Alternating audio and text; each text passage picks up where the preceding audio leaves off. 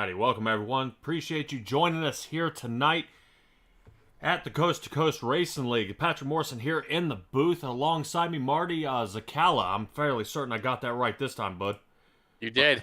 All right, man. We are looking at for a blast here tonight. We got the Raiders, Rebels, and the Renegades. Marty, can you tell me anything about it here, bud?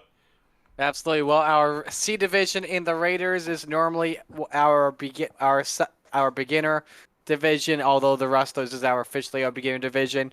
The C division is another step up closer to the B&A. What stands out as different between the divisions you'll see later on tonight is that the C division uses fixed 360 setups instead of open 360 setups. And 2 races so far in the books. It's been off to a fun start. There are 2 guys, though, out there that are very fast off to a great start.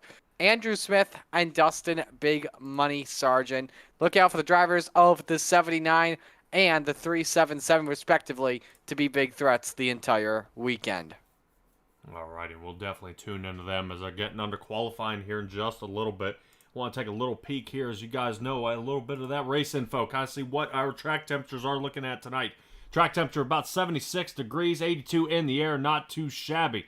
Boy, that is going to be a great race for these guys here tonight. It will be fixed setups, as Marty said, but we're fighting the open setups after that. So really watching these guys upgrade and really kind of what differentiates these guys. I'm fairly certain like incident limits, I think is kind of one of the things that kind of differentiates these guys. Because I believe you guys are still racing the winged 360s, but I think it's like an incident limit, and so this will be some of the cleanest racing you'll see out here on the track. Alrighty, as it looks like Marty, and you bet you're having all sorts of problems with your headset again. I'm going to break that thing. Alright, as we get going around, see kind of what everybody's best time is out here on the track.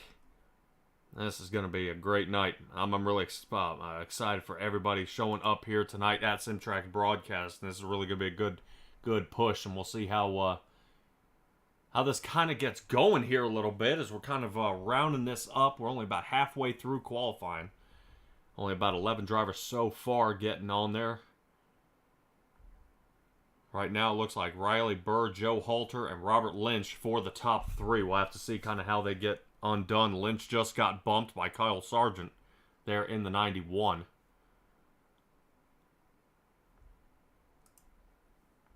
Try to see if we can find anybody out here on the track. Dustin Sargent out there. There we go. Driving that number 377 machine out there. Alright, and I believe he went ahead and got a solid 6th place. Let's see if anybody else. Looks like Sean Bowers is going to go ahead and give it a good run. See if we can place him. Really, it's a good idea to get a good placement in the qualifying. That way, you know, these heats don't kind of creep up on you, surprise you, and put you really in a bad situation. But well, sometimes here at the same time here, Patrick, remember, we do have the invert of the top 4 when we take the green for heat races. So, I don't know, you may want to be starting, when we have, based off our car count, we got like maybe 15 drivers here, so we should have maybe 2 heats here for tonight, maybe 3, depending on what we see. So, but you'd probably want to be qualifying in around maybe 3rd, 4th, or 5th would probably be your best friend at the moment. So, yeah, but qualifying is in the books, and Riley Burr wins the ABR Setup Shop Fast Time Award with a 17.53. All right, let's go ahead and get right to it with our guys starting our first heat here. Looks like Strausser is going to start up here in the front row with Robert Lynch on the outside, him in the 121. Joe Halter in row 2 for 3rd place. Riley Burr in 4th. There we go. Andrew Smith got on the track in the 79 machine he has with Steve Maurer on the outside for row 3. And it looks like Sean Bowers is going to round out the end of the field here toward the back. So, all right. Go ahead and get this first heat underway. Take this opportunity to say that heat race number 1 is brought to you by Our good friends at Langdon Mechanical, the second to none heating and air conditioning company in the Hamilton area, and promise our customers our own professionally trained Langdon specialists will be there personally every step of the way. We guarantee your customer satisfaction from start to finish, including sales, installation, and maintenance service of your heating and/or cooling system. Every equipment sale, installation, and maintenance service call we make is backed 100% by Langdon. We are going to go green flag racing this time by, just for a heads up here, with it being Williams Grove Speedway. We'll show the caution flag laps here to 1 lap. So here we go for green. All right, and it looks like that Steve King Foundation truck just pulled off, and we are about to be underway. Barney, get ready. All right, there he goes. All right, so it looks like Neil Strausser in front, Robert Lynch out toward the outside, seeing if he can work the outside lane here, Marty. But Robert Lynch showing that outside line, kind of sticking it there pretty well. Oh, man, we're slipping and sliding all over the place. One guy up in the wall. There goes Bauer in the wall. Just got shoved out of the way. And meanwhile, Neil Strausser leading lap number 1. Lynch taps the wall off for turn number 4. A wild start to the heat race as Riley Burr throws a wicked slider up to third. I gotta tell you this here, Patrick. He got off to a rough start. Oh, how so? I mean, you gotta get he got on the inside wall. He got on the inside wall. I thought his car was going sideways. He was getting shoved out of the way a lot. All right, looks like Strausser, Halter, and Burr 1, 2, and 3 right now. Robert Lynch has fallen back to the 4th position, having to kind of, on that cutoff spot there toward the back. But man, they are just starting to put a lot of distance on the field here. But it looks like Riley Burr and Halter right now. That battle's heating up here pretty hot there, Marty. Burr's trying to take a peek underneath for that 2nd spot.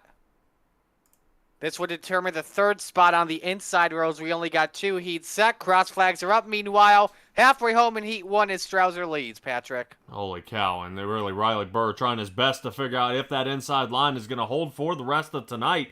But he seems to get that angle, and you just not enough speed pulling on the way out. Rotate up in the air just here a little bit, and you kind of see it's kind of this switch back and forth between Riley Burr and Joe Halter for that 2nd position.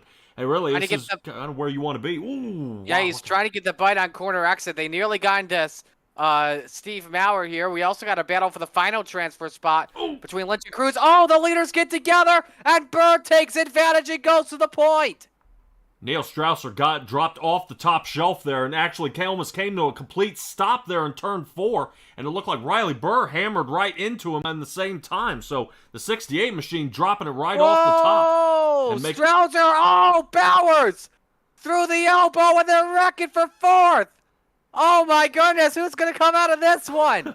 With the white flag out, man, this is kind of right toward the end. Strausser gets pushed all the way back to 6th position, the last position before you were lapped down. So, but Riley Burr's going to take the win for this heat. Joe Halter 2nd, and Robert Lynch in 3rd. Andrew Smith gets the final transfer spot in a wild heat race. What in the world? That was nuts. Yeah, you kind of drop it off the bottom there, and then that kind of ruined him right there. So let's go ahead, get to our grid here again for our next heat. All right. Go on. You take this one, Marty. All right. Excuse me. Here's how they line things up. On the front row, we've got a couple of 77s, and it's actually Bud Molyneux on pole position. Next to him, Dustin Big Money Sargent. Again, watch out for him, a big threat tonight. Row number 2 is Kyle Sargent, the 91, and Mike Schultz in the 016. Row number 3, Bob Curtis in the 012, Bruce Hilton in the number 10. Rounding out the field tonight, Bill Calder in the 325. Great to see Bill back. Again, doesn't race with us a lot, so always awesome to see him whenever he makes a Raiders attempt. All right. Looking really awesome there. I really want to go ahead and shout out Magnum Race Designs here. These guys go ahead and make those iRacing wraps, everything else on this for some of the paint jobs. I know some of these guys out here run the Magnum Race Designs. I want to go ahead and shout them out. T-shirt designs, competitive design, attention to detail. But attention right now, let's go ahead and get us back under green flag here. As it looks like Dustin Sargent, that 377, is working his way on the outside and is already taking the lead. Trouble! Sargent and Molyneux got together along with 3 and 4 cars. Hilton's involved. They can't figure out to get it straight. Hilton takes a nap, and Bill Calder is Hack Early as the final transfer spot. You love to see it. And Sargent leads lap 1, Dustin Sargent. Gonna get us a quick replay here, kind of see how they spun around. And there Oh, it and is. Calder got sideways. Calder just ran around off of turn 4. And because of that, that allows Kyle Sargent to move into the final transfer spot. Man. Yeah, not good for some of these drivers. I believe Sargent, Schultz, and Curtis, and Kyle Sargent are the only ones on the lead lap right now. Everybody else is kind of getting smoked out of this heat here. Molyneux and Calder having some issues. Hilton's got it in the pits, and so now we watch the battle for the race lead to determine who starts in second here, Patrick.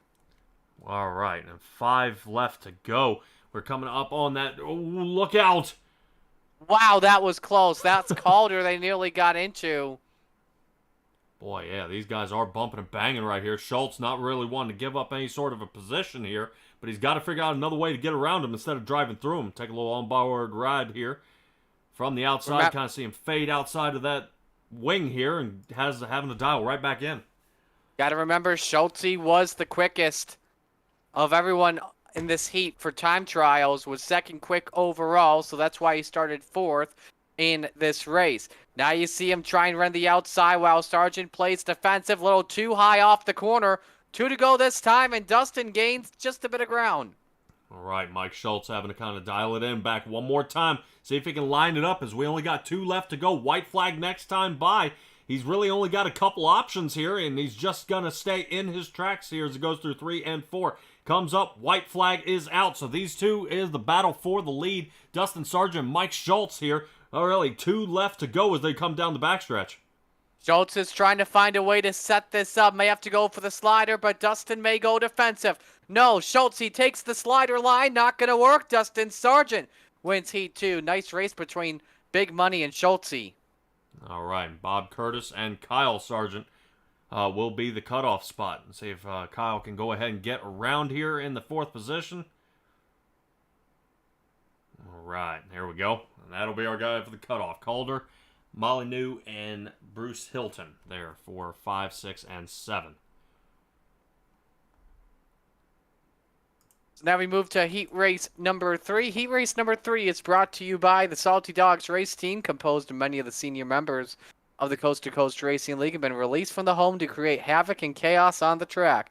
When 3 or more dogs are in a race, the dog bone will be awarded to the highest finisher.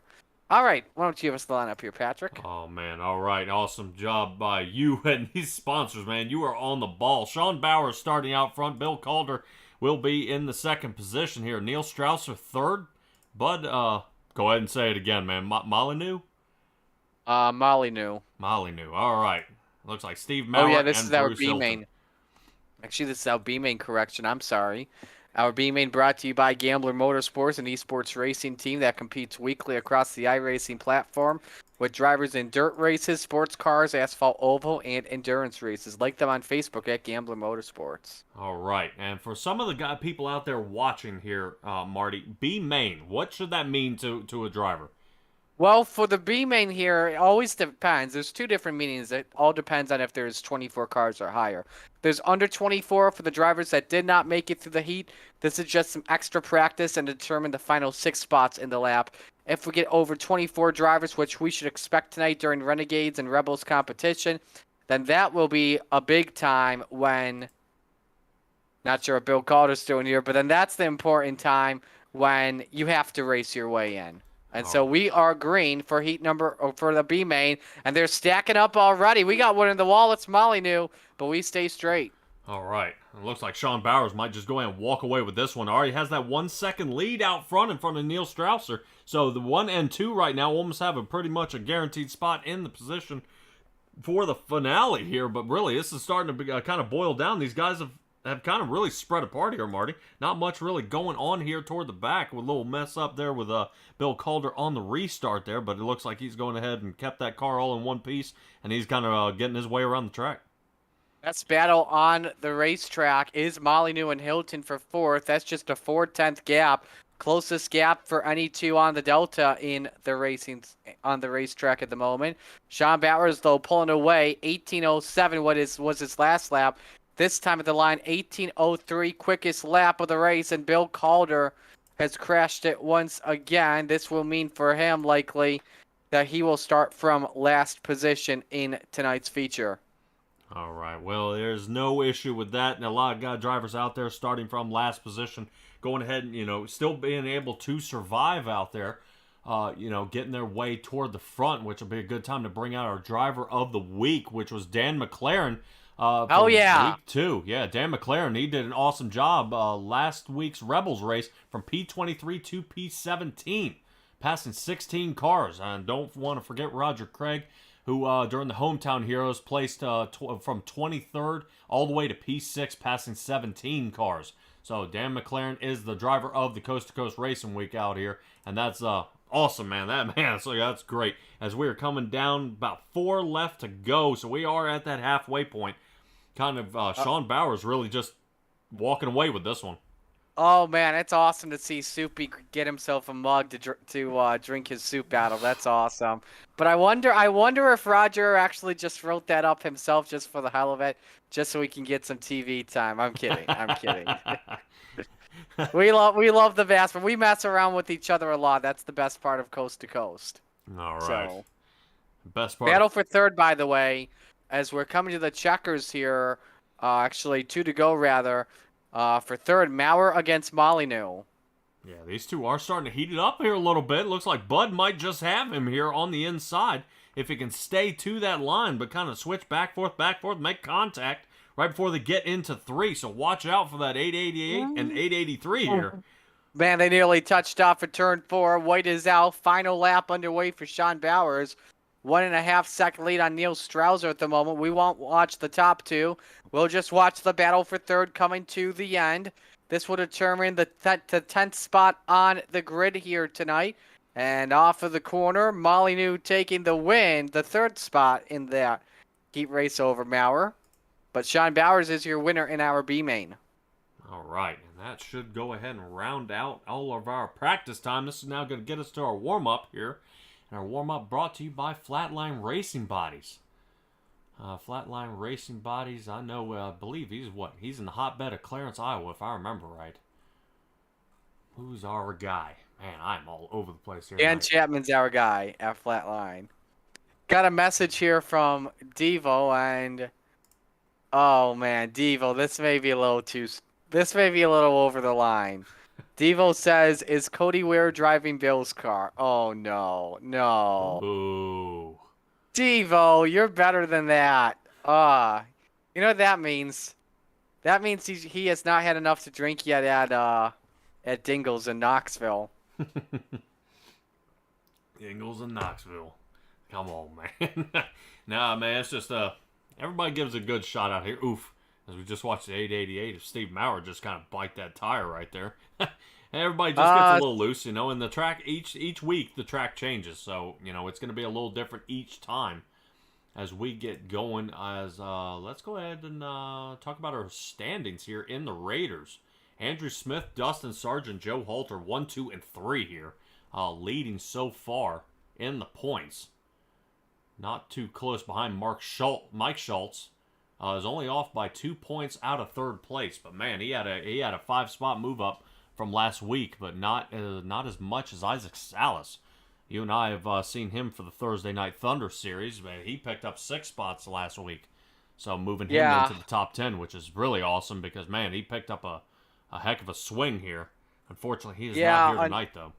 Unfortunately, no Isaac. Him and I were talking. Unfortunately, he had something come up at the last minute he wasn't too happy about, so he'll have to use this week as one of his drops. And for those that are new to the Coast to Coast Racing League, with what's going on this season, drivers are able to drop their worst finish of the year.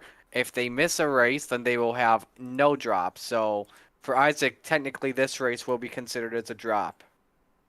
Oof.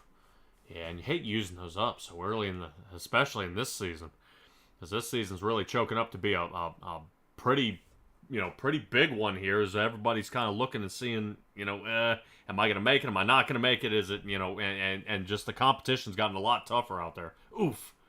See a couple of guys kind of connecting again. Oh boy, Curtis just went hard.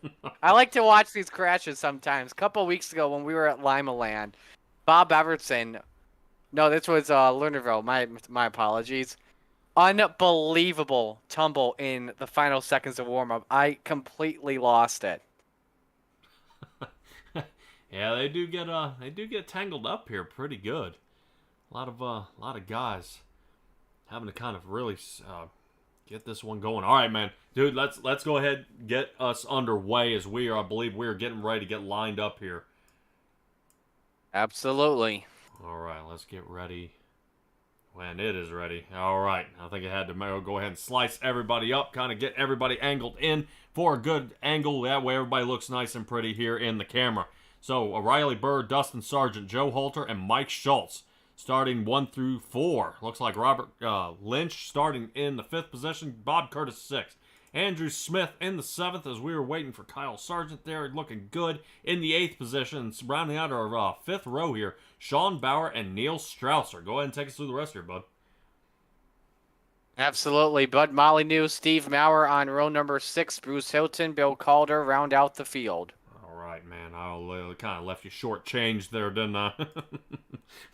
But, man, 20 laps in this one here. This is it's going to boil down. I'm interested to see. I think Dustin Sargent, that's probably the one I'm going to call in this 77 machine. Was looking super fast during that heat, and I think he's got a heck of a shot for it. Absolutely, and I think we're going to be going green flag racing here this time. We'll have to see. All right. Steve King Foundation pace truck is off the track. I guarantee you won't see a Porsche out here on the dirt.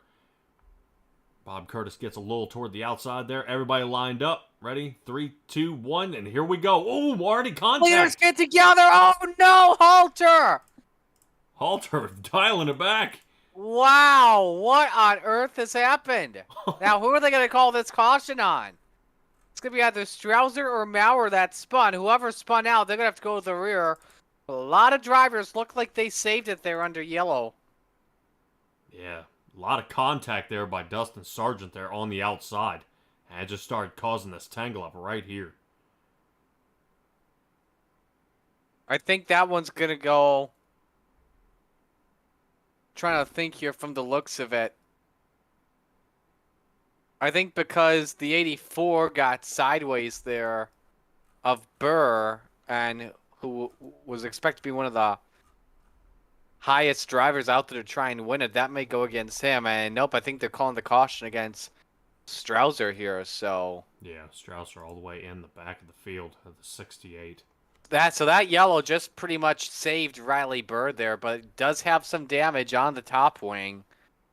How bad is it, though, is the question, because this is a track in Williams Grove where aerodynamics means everything on the straights. Yeah, definitely has that ripple effect there on the sides. Yeah, he's bent up pretty bad there on both left and the right side of that wing. But it looks like the car and everything else seems pretty intact. Absolutely no damage otherwise from that on Riley Burr. Drivers are allowed one quick repair, though. Dustin looking good as well. I don't see any damage, though, at all to his. Nuke 77, 377 rather. Halter, Smoking Joe Halter looking good as well. I don't think Schultz was involved in that wreck in any means whatsoever. Yeah, when we're kind of just poking through the rest of the field here, kind of seeing where everybody ended up. If any more damage, we did see Neil Strausser kind of getting banged around there, spun out. I saw the Steve Maurer there in the 888 kind of go up the field. He may have a bent front bar right there in the front, but nothing too crazy. Yeah, not as bad as Riley Burr. Riley Burr's got some pretty massive damage to that wing, but man. Marty, here we go back under green as they get lined up here, man, single file. One lap does go up on the board here because of what happened. Riley Burr, the control car for our Mission 22 restart. And he fires, green light's back on. All right, away we go. Riley Burr kind of trying to see if he could take off this time. Ooh, man, gets way up into the uncharted area. So Dustin Sargent really going to capitalize on that move and slide right underneath him. And away he goes, and Riley Burr's upside down. Burr's out of the track because of what happened in the flip. It looked like it was going out of the track, but no caution. We stay green, and now the caution's out. Bowers and Sargent and a hard crash. Wow, and one car has lost the top of the wing like a chicken with its head cut off. That was Molyneux. Wow, what on earth happened? Oh, man. All right, let's see if we can... All right, let's get back. Yeah, let's get back to Sean Bowers here. Oh, my gosh. Oh, man. Boom! Which one are you looking at? Are you looking at Burr? No, we saw Burr kind of fly off the track and into pit. We got stuck there. I am watching Sean Bowers and Molyneux here. Holy cow. Yeah, Molyneux dude, took a wild ride. Flying down the track. Yeah, it's just Sargent hooked down to Molyneux. And yeah, man, that's like a midget type accident there. Yeah, big time. One more time. I think Molyneux and Maurer may have done a driver swap because Maurer's been known for his wild flips too in the past. All right, oof, man, it just continues. Hello to Dean, by the way, watching. He's putting heat in the engine for the Rebels race. And Devo says, ouch. Yeah, that was a tangle up, man. I did not... you hate to see it. You only think maybe one car or two cars, kind of get tangled up. I mean, Burr, that was just a one-car incident. But when it starts collecting 5 or 6, I mean, that's just more nights ruined, and you hate to see it, man. It just gets... It just piles up and piles up and piles up. You've been practicing, and then... you're just kind of in the wrong place at the wrong time, and, now you got parts missing and everything else, so I'm sure Molyneux is going to be pretty happy about having that quick repair in there.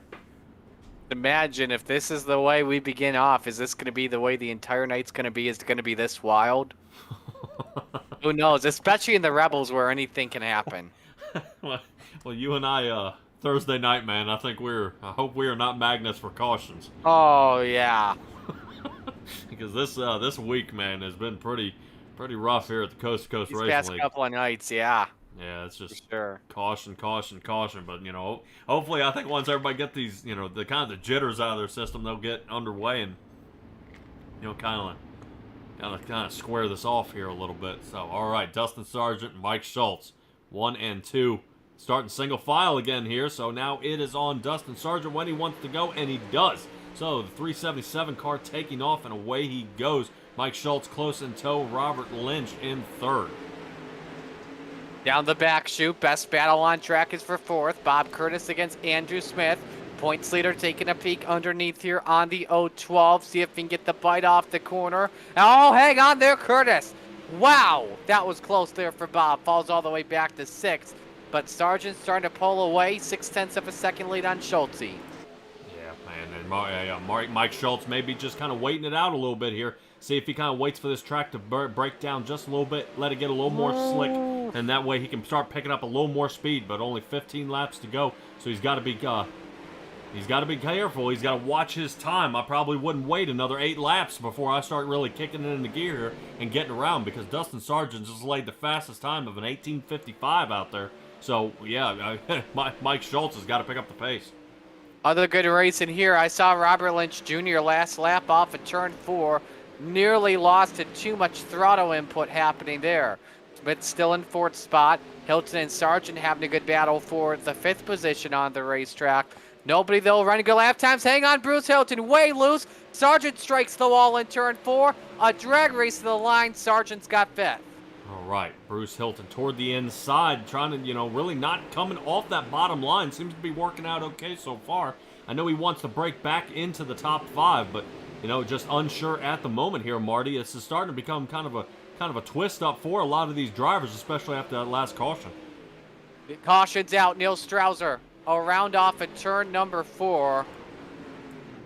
Take a look at a replay and show you what happened, and here he just pretty much lost it all by himself. Ooh.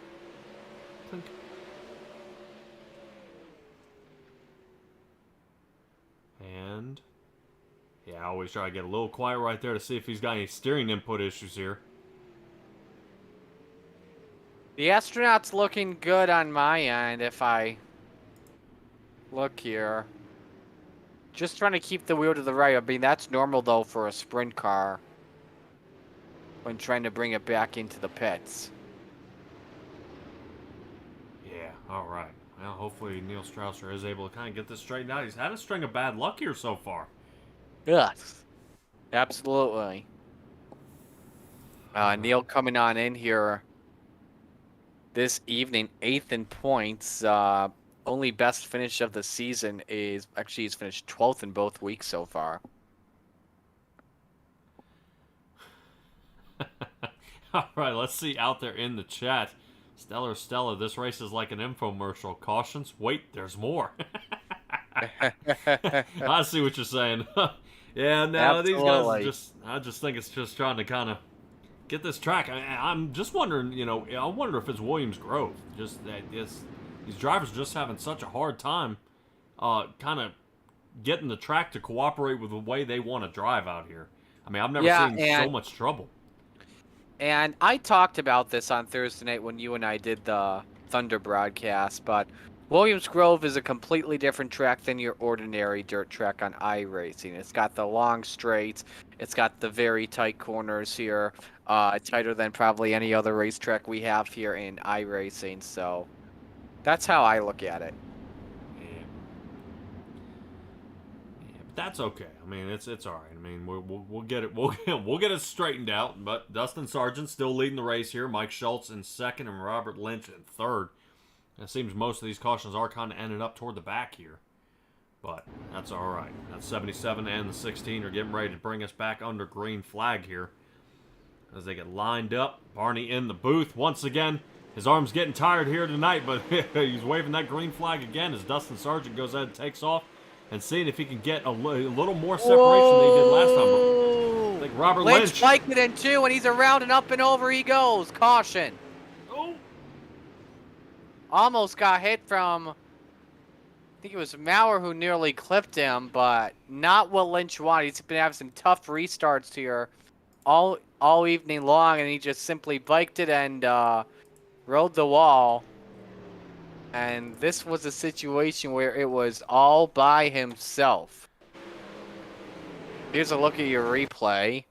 Got the end of the wall, caught the air, and then right here when the undercarriage of the rear suspension just gets the top of the wall, that's what sends him over. I'm surprised that the way the car flipped, he didn't immediately get towed back, so that was strange. Yeah, that was pretty wicked, though. All right, looks like he is working his way down pit road now. All right, so Robert Lynch, yeah, now might be that time to cash in for that fast repair. I was going to say, I know Robert Lynch joins everybody, the Coast to Coast Racing League, in multiple nights. I've seen him in the, here. I've seen him on Tuesday nights in the NASCAR, and Thursday nights I saw him in the Pro Late Models. So he is not afraid to hop in any car and really put it on a show here at the Coast to Coast Racing League. Absolutely not afraid always. Great. It's been great seeing Lynch Jr. with us. So we'll just have to see what happens when we, how close he can get to getting a win. Yeah, but I think being on your lid, man, it's not that's not going to go too well for you right off the bat. Absolutely. Luckily, he is back out on the racetrack, so actually, yep, he is back on the track, so that's good to see. We'll stay on the lead lap. Yeah, at least good news. Bruce Hilton was able to break back into the top 5 there in that 10 machine right there. He is up 8 positions from where he started so far. So, I mean, a lot of good moving by him getting his way up toward the front. But here we go again, back under green. And take us away, Marty. Here we go. Sargent fires and brings us back. You got Schultz second, Smith third, Kyle Sargent fourth. Bruce Hilton now moves up to the top 5. Kyle trying to take a peek underneath Smith for the bottom step of the podium. That would be big for Dustin to try and increase his points lead. Behind them, some near contact between Bowers and Halter for a position. Meanwhile, off the corner, Smith holding on to third spot at the line here 11 complete, 9 to go. Wow, Sean Bowers almost collects Joe Halter when they come up on that front stretch there. Really almost just barely missed him by a couple inches. Those two almost making contact. No fear, those guys are able to survive. But here we go. Joe Halter Caution, now trying Steve to take Maurer has crashed it in God. turn number 3. Oh no. And it looks like he had some contact with Bob Curtis in a battle for position, and he nearly got hit many times. Let's take a look here at a replay and show you. Watch with Bob Curtis. They were battling for 8th position for the looks of it. Just got in a little bit too deep.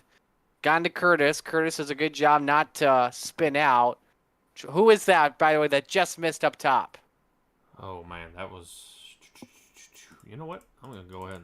I think that was Molyneux and the. Nope, that's not. 84 Riley Burr. Yes, that was Riley. That's why he's a lap down in this race. So. Whew. Close call. Yes it was. That might be something. Let's see if I can take a peek here.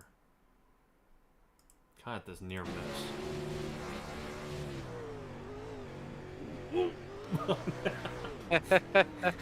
Alright, let's get this thing back live. I'm sorry, I like trying to get a little different perspective, you know. We see it from our angle, it's okay, but man, inside that car, I guarantee he's got a little pinch spot in that seat. So that's good drive by Riley Burr there. Hopefully he's able to get back on the lead lap, but he's got a lot of drive in front of him to get make that happen. I haven't talked about this yet, but let's give credit to Bruce Hilton. He's currently your hard charger of the race, up 8 spots from 13th to 5th. Great run for him. All right. Yep. So far, Bill Calder, I think He's in 14th. He's a lap down. Okay.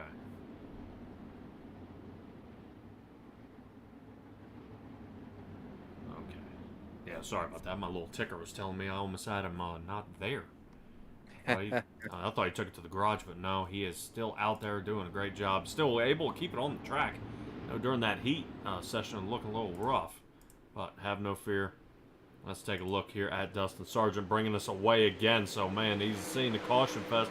We had 5 of them so far. Hopefully we're able to go ahead and keep this one under green so he can finish under green. Boy, look at Andrew Smith and Kyle Sargent still battling for the bottom step of the podium. Sargent trying to get away with the advantage here, and Schulte trying to challenge on Big Money for the lead, but Big Money not having anything about it. 7 laps to go. Yeah, still giving it a good shot here. Looks like Kyle moves up into the 3rd position, putting Andrew Smith behind him. Riley Burr, Steve Maurer, caution. And Calder's also in it too, trying to miss it. Oh no. Alright, let's take a look back here at Riley Burr. We see Lynch diving toward the inside. Ooh. And that's some contact there. Burr setting a little bit too deep into Strouser from the looks of it. And Maurer with nowhere to go. But these yellows are helping out Mike Schultz, great for sure, because it seems like he does much better on a restart lap, while Dustin's a lot better on the laps after. But the thing is here for Schultz, does he want to caution with 3 or 2 to go? I wouldn't if I were him, because that helps out Dustin, because it takes obviously a lap to get the dirt cars up to speed when you're firing first on a restart when the leader controls it. And we'll see what happens here.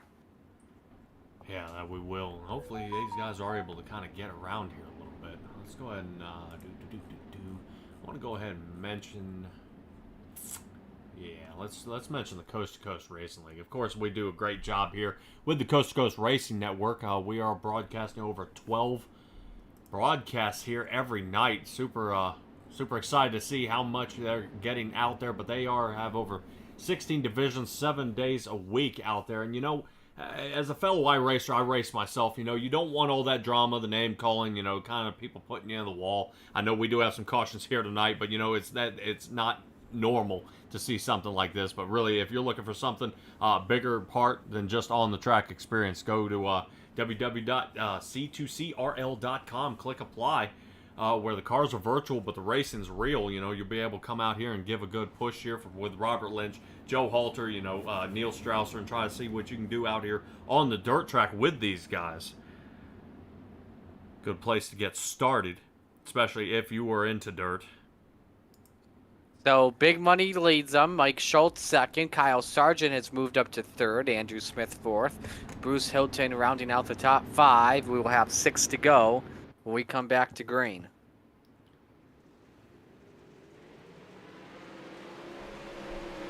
All right, now under green we go. Dustin Sargent taking Whoa! the low line. Wow, what in the world? Schultz scraped the wall in turn 2. Had oh so close of a call there. Now another question kind of starts to scrape my mind because all these yellow flags. Well, some of the drivers run out of fuel here because of all the laps they've been taking. Who knows what's going to happen? Good battle for 4th. Bruce Hilton trying to attack Andrew Smith for that spot. Smith has nothing of it though. Yeah, still giving it a good shot here. You know, all Bowers, I believe. Oof, kind of clips the inside wall there, trying to get a better angle. Who is that? Kyle Sargent. Sargent looking underneath on Schultz for the runner-up spot with 4 left. That doesn't work though. Schultz, he's still hanging on. And Schultz shuts the door on Sargent to prevent a slide job from happening. 3 to go at the line here, Patrick.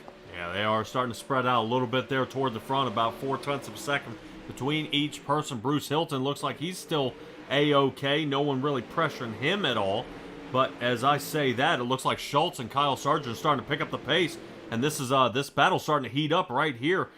Looks like Mike Schultz, he's trying to see if he can reel in Dustin Sargent in 377, but you know, kind of gets him on one turn and loses him along the backstretch. So I don't know if he's got enough for him here. Coming to the white flag this time by a 1-second lead for Big Money on Mike Schultz. Sargent trying to wide way in third. Watch out. They come to Bill Calder, who lets out of the way. Final lap is underway here, Patrick. All right, Dustin Sargent, Mike Schultz. It looks like Kyle Sargent is going to try to see if he can make one more peek in here, but it looks like everybody's pretty much separated. I think that might just do it here unless something happens. Bruce Hilton goes ahead and makes a shot. Bowers has crashed here as Sargent wins it, and everyone's crashing behind him.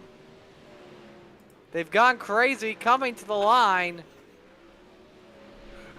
But Big Money wins it. I'm sorry, that was...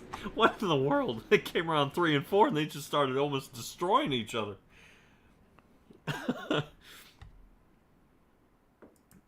Wow. They decided it was time to go crazy a little bit early. Yeah, I guess so. What in the world? They were okay, and then all of a sudden just started folding each other up. I believe Bruce Hilton was the one who got it started right here. Let me see if I can go ahead and get us a quick caution replay here. Well, caution replay. There was no caution here. All right, let's go ahead and get this one underway. Kind of look how he kind of connects with the car here. Hits the wall, comes back down, spins himself out, and then it just starts the domino effect. And that cost him as well the Hard Charger Award tonight. Kyle Sargent gets the Chip Bangers Racing Hard Charger up 5 spots.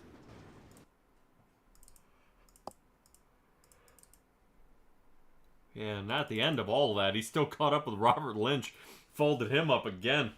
Just man, the way everybody was kind of folding each other all to pieces, it kind of ruins it. But the 2 Sargents up there in the top 3 with Mike Schultz in the middle. That goes ahead and works out pretty well for him. Let's go ahead and see if we can go ahead get you caught up with Kyle here. There we go. Kyle, you got a copy on this here, bud? Yes, sir. Oh, man, dude. All right. Other than the cautions, I know what you're going to say. Other than the cautions, what would have been better racing for you here tonight? Gosh, I don't know. It was pretty fun, honestly. A little misfortune at the beginning, and then worked my way through. I guess I can't complain. Yeah, I was going to say, you did make it up 5 positions. Great run for you there, being able to go ahead and conquer this track. I'm assuming we'll see you... will we see any of these guys in the next section here, Marty? We should, yeah. Okay, cool, man. Hey, I was gonna say, Kyle, I'm new to the Monday Night Madness here, bud. But am I gonna see you in the next shot? I unfortunately I can't. I got daddy duty, so Oh man. Uh-oh. unfortunately. But I Oh. want to be, believe me. All right, man. Well, go ahead and give us your shout outs and let's get you to work. You bet. Big shout out to DNT Designs for doing the paint on the car, BBR, Black Bullet Racing, Nuke's Performance. Without those guys' help, it would definitely make it a lot more tough. All right, Kyle. Good job tonight, placing third place, man. Can't wait to see what you got for us the rest of the week. You, man. Thank you. All right, Kyle. So that's Sargent. That's Kyle Sargent, our third place finisher. Let's get to our second place finisher in Mike Schultz. Schultz, a great run out there for you tonight. You and Dustin put on a good battle, not just in the feature, but also in your heat as well earlier. What more did you need for him? To start ahead of him, really, that was about it. I had wheel damage there about halfway through, so it was a struggle all race long. But I was just telling him he flat out schooled me on all the restarts, and I didn't have anything for him being behind him. I showed him a nose too early there that one time, but him and Kyle have communication, so I was a lone duck in between their teams. How tough was this race as a whole for you? It's Williams Grove. It's not. I mean, you just wait for the track to slick up like it is, and you hope the bottom can come in and stay. And it was there. With what I had for damage, it wasn't going to work. Who do you want to give shout outs to on the run? I got a Bruce. Bruce had a great run up through there. The Penny and Posse guys, you, Marty, and the whole broadcast team, coast to coast. Thank you all for all you do. That's it. All right, man. Great job tonight, Mike. I appreciate it. Thanks, guys. So that's Mike Schultz, our second place finisher. Patrick, you got big money in Cool Ray Victory Lane. Alrighty, man. Hey, dude, the race out there tonight was awesome out of you here tonight. I called it right from the beginning at the grid startup. Obviously, you had the restarts down here, bud. Was there any challenges you saw, especially getting next to Riley Burr there in the beginning? Yeah, that was unfortunate. That first start. I spun my wheels and kind of came down, and I think he might have done the same thing. It came up a little bit, and it's just kind of one of those unfortunate things. Definitely not intentional in any way, but all in all, I felt it was a good race. So. Yeah, well, I was going to say, man, it's always a good race when you are out front for every single lap here, bud. I hear that. So. All right, yeah. You and Riley locked wheels, man. That was just unfortunate there toward the front. I thought my race pick was really going to end up being a sinking ship there, but you go ahead and pull out the win. How is the track feeling out there for you tonight? Seeing that we're going into the next round. You kind of feeling confident with the rest of the cars for the night? How the track kind of breaking down on you?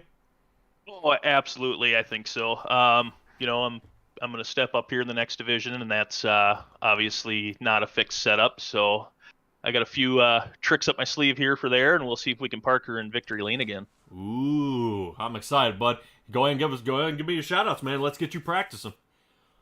Let's see. I got the guys over at BBR. Obviously, they do a lot of practice and stuff. We're always working together. Then we got I lost my sponsors. Hold on. So Black Bullet Racing, Derek G LLC, DuBois Welding, Giddings Mobile Repair in Tulsa, Oklahoma. If you need any automotive repair, he'll come to you to get it done. Look him up. We got W Energy Drinks, and then we've got Nuke's Performance. He's doing our setups now, and he's got some pretty quick setups, so I'm excited to see what we can do with him. All right, and you will have that chance to test it here tonight. Dustin Sargent, great job, bud, and can't wait to see what you got for us coming up. All right, appreciate it. Thanks, man. All right, and there's Dustin Sargent. Marty, really awesome job there. Having him join us up here in the Cool Ray Victory Lane here. But we are coming up on the 360s Opens, I believe, for the Renegades. No, Rebels. Rebel time. Rebels, man. Yeah. Look at me. All right, well, we're going to go ahead and cut to a quick commercial here, and we will be right back with our next feature.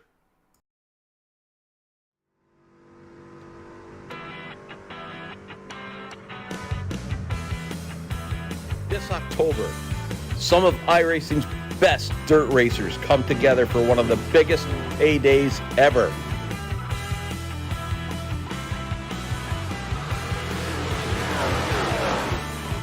All dirt roads lead to Charlotte and the Dirt Track Bank World Finals, presented by the Dirt Alliance.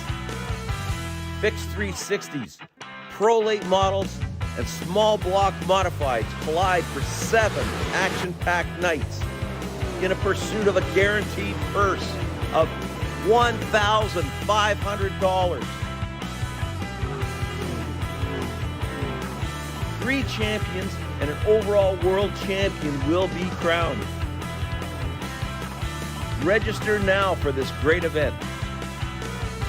Go to c2crl.com for more information.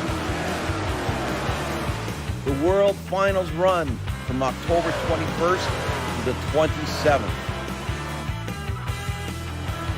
100% of registration goes to Mission 22 in their fight to end veteran suicide.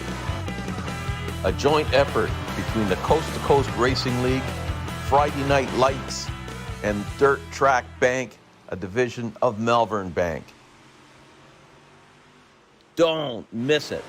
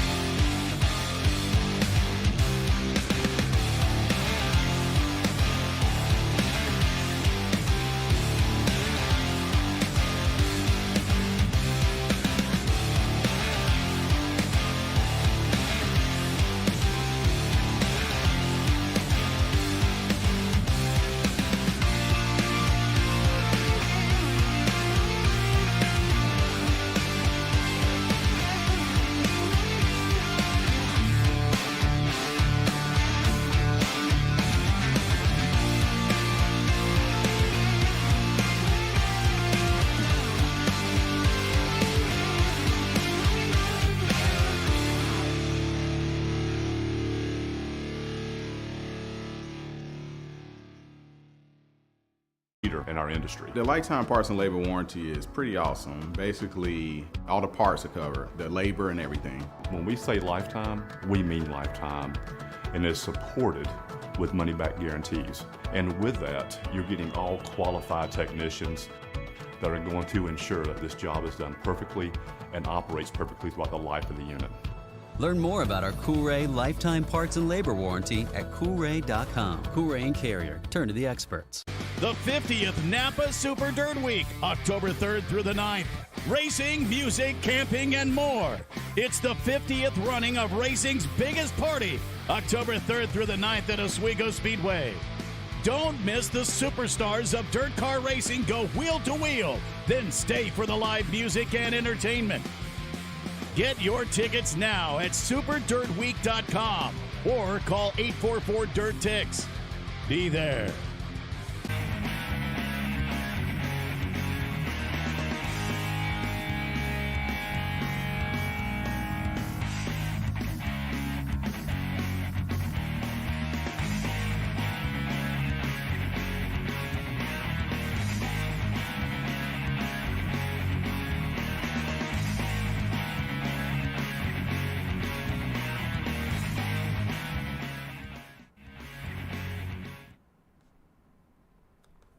Alrighty, everybody, and we are back. I am super excited to see what we have coming up next. This is going to be a blast. So we just saw the Raiders, and now we're going into the Rebels. This will be the Open 360s here tonight, so this will kind of be the B division here.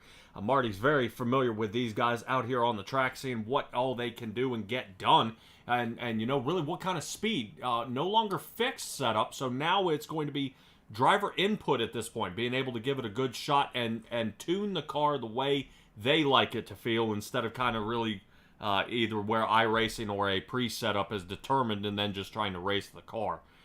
Really, how much more time do you think we're going to end up picking up off this one here, Marty? Yeah, you know, we should be adding, we should be lowering, I should say, a couple of seconds here on the lap times with these open setups. But I know this is your first time watching the Rebels here, Patrick, and I always say with the B division, expect anything and everything. The guys in the Rebels race crazy. They race as hard as they can to try and make it in the top 10 to transfer up to Renegades. These guys, they're just phenomenal. Yeah, and they look like they're wrapping up practice, about to get into qualifying here just a little bit. I see so far about 28 drivers. We'll see how many enter the track. But about 28 drivers is what they're showing to be showing for here tonight, as we're getting into that ABR Setup Shop qualifying session with more than 7 years of iRacing experience and 3-time iRacing World Outlaw Sprint Car Series World Champion Alex Bergeron is your coach and setup builder for iRacing. The goal is to make you faster on the track without any exceptions. Don't look any further than ABR Setup Shops offers. They offer weekly race setups, custom setup requests for your specific races, and most importantly, one-on-one coaching sessions. All right, these guys are starting to get rounded up here. Let's go ahead and get to our race prep screen. I always like showing up here just a little bit, make sure what we got going on. Temperature's down to 64 degrees, so we notice the track is starting to cool off a little bit as we get farther into the night, which is going to bring a little bit cooler air temperatures as well. So good engine power, but less tacky on the track. So these guys are going to be slipping and sliding around here, Marty. But man, we got a heck of a showing for everyone out there viewing us here tonight. Man, I don't know. With as many drivers, I don't know if there's going to be a cutoff spot here so far. So the car count just over 24 as Grandy sets the bar to 1704. We'll take top 4 from all the heats, but we will have a B main, and there will be a limit on who gets in and who goes home. Kurt Schatzer moves up to second, but Brian Dickens goes quick time. Joe Canellis goes quick time. 16:92 for Joe Dirk Canellis. Nice lap for him in the number 1. That's better by about 0.03 of a second. 16:916 to be specific. Those wondering. All right, and out there even Dan McLaren. We saw him. We mentioned him earlier. I believe was the driver of the week. You know, in this class here. So really, we'll have to see how he feels on this track here tonight, as he is right now holding a 4th place position here in qualifying. About another minute to go here in qualifying for everybody kind of round this up. Coast to Coast wastes no time going ahead and getting these guys on the track. And let's get to these heat races. Absolutely. Kevin Fry currently 14th quick, looking to better a 17:23. We've seen a lot of lap 2 times working. 17:2 for Fry up to 13th. Go to stickers here. Nick Vickery in the 00, who's currently 21st quickest. Yeah, I definitely expect to see Vickery pick up a lot more time, move him up. Right now, that was a 17th position right there. Oof. Watch out for the goose, though. Chad Cote, he is always fast in a 360 sprint car, but he goes 15th quick, 17.23. Cote won last week, by the way, for those wondering, at Lima Land. Dean Reynolds, the week 1 winner at Lernerville. Should be a much better lap here for Chad Cote. Actually slower, so he'll stay 15th quick. All right, and that is going to round it off for us right now. So Canellis, Dickens, and Schatz are taking away 1, 2, 3 in the qualifying here. These guys are going to go ahead and kind of shut it down a little bit here. Get ready for our first heat. And our first heat, man, this is this is going to be something. But our first heat brought to you by Langton Mechanical. All right. See if we can go ahead and get our grid up here. Move a little faster here, producer. All right, Kevin Fry, Mike Cranmer in the first row. Joseph Grandy, Joseph Canellis in 3 and 4. Jeff Sharp 5th. Preston Cranmer will end up being in the 5th position, in the 6th position here, and Pat Boyce in the 7th to start our first heat. And this will determine our pole sitter for our 25-lap feature. I don't know about you. I like Mike Kramer's paint job there. Kind of how he's got that pit side podcast. That's looking pretty good. Yeah, well, that's been Mike's scheme for a little over a year now, and we love the pit side podcast here on the Coast to Coast Racing League here. So I'd say when it comes to this heat race, watch out for Kevin Fry to pull something off. Who knows what's going to happen, though. All right, Kevin Fry up here in the front in that 21 machine. Hopefully he'll go ahead and get a good shot here.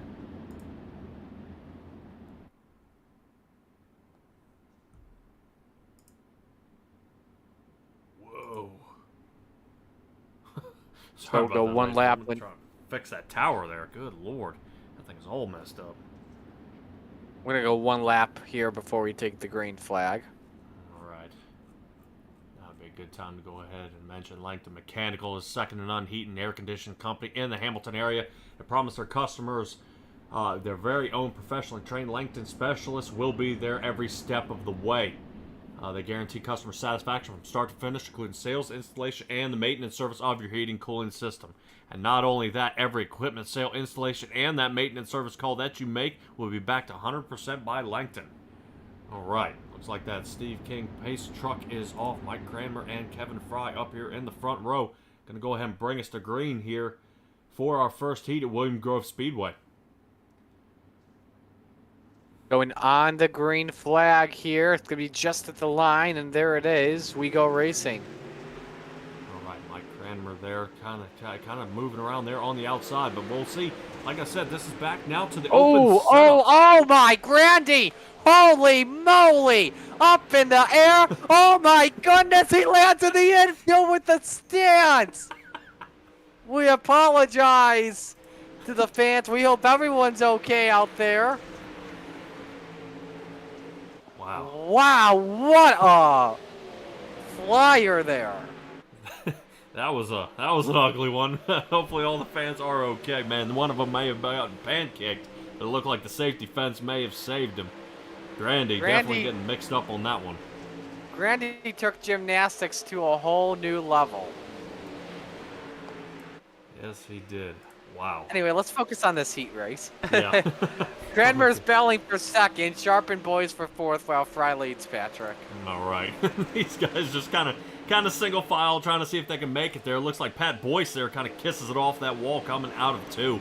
Really, he's kind of got to hurry up and get from that cutoff spot where Jeff Sharp is holding firm and steady in that 4th position, diving into turn 1 there. Preston Cranmer I've seen him before. He kind of had a little bit of what Joseph Grandi had in the end.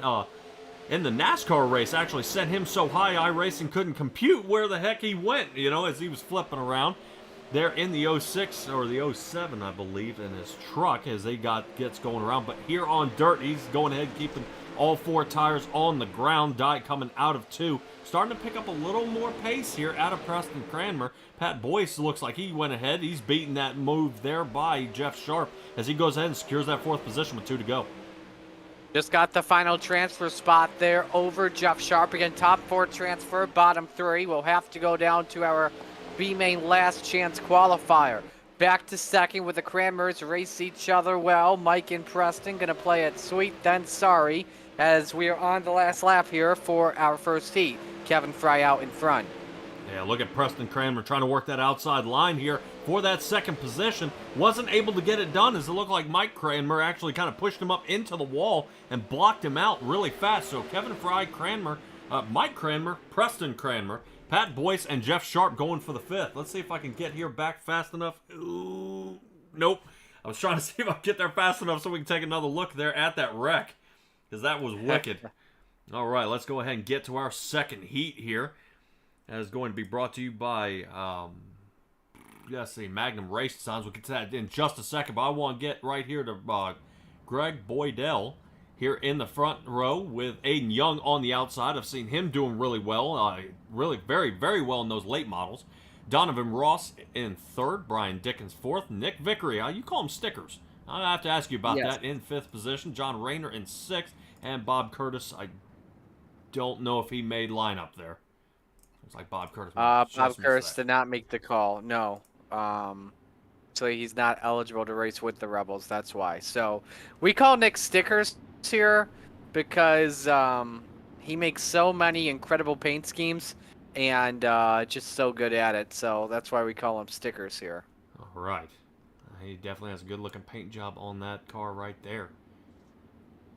Fancy, fancy, fancy. All right, let's go ahead and get our guys toward the front. And it's something being able to put such a an incredible paint job on such a small car.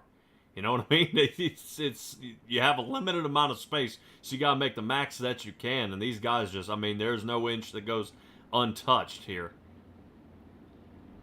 Greg Boydell and Aiden Young look like Brian Dickens there. At 122 of Brian Dickens, man, that thing's wild.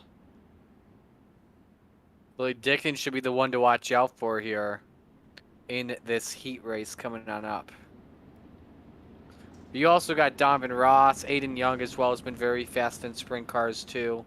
That should be fun. GJ Boydell's been making his way up through the ranks, and his best year currently to begin as a sprint car driver. All right, man, I'm excited to get this one underway. Magnum Race Designs, we're talking about paint jobs. Magnum Race Designs can do just that. Go ahead and check them out. They're a proud sponsor of the 358 Modified Division. But right now, let's get under these 360 open wheels. As we get under green here, Greg Boydell going to see if he can keep that inside line and pull away from Aiden Young here into turn 1. But Aiden Young holding that outside line. Look at the speed he's able to get out of that car right there with the 69 on that outside line. Can he slide Boydell. Okay. Boydell tried that slide job there, falls all the way back to 3rd. Aiden Young, meanwhile, takes the race lead. Oh my goodness, bad set for Boydell.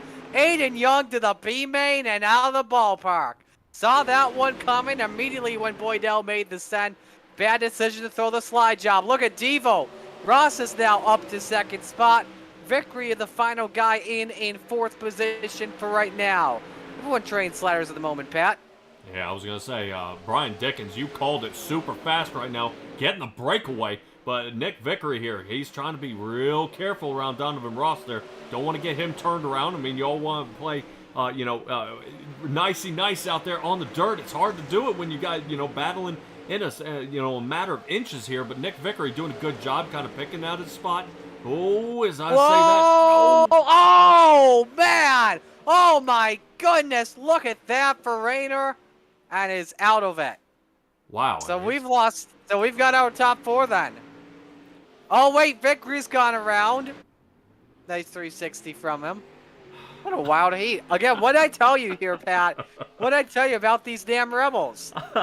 These guys are racing for every inch on the track, but man, you just hate to see guys, being sent to the B main for elimination, playing little bumper cars out there. If they do survive and make it from the feature, I definitely expect to see a few rivalries there in the feature. Hey, I had to fight because of you, so we'll have to kind of watch out for that. Brian Dickens, look at that. I mean, almost like 3 He's on a second Sunday lead. drive. Yeah. Sunday drive of the moment for Dickens. He ran his best lap of the race last time by 17:11.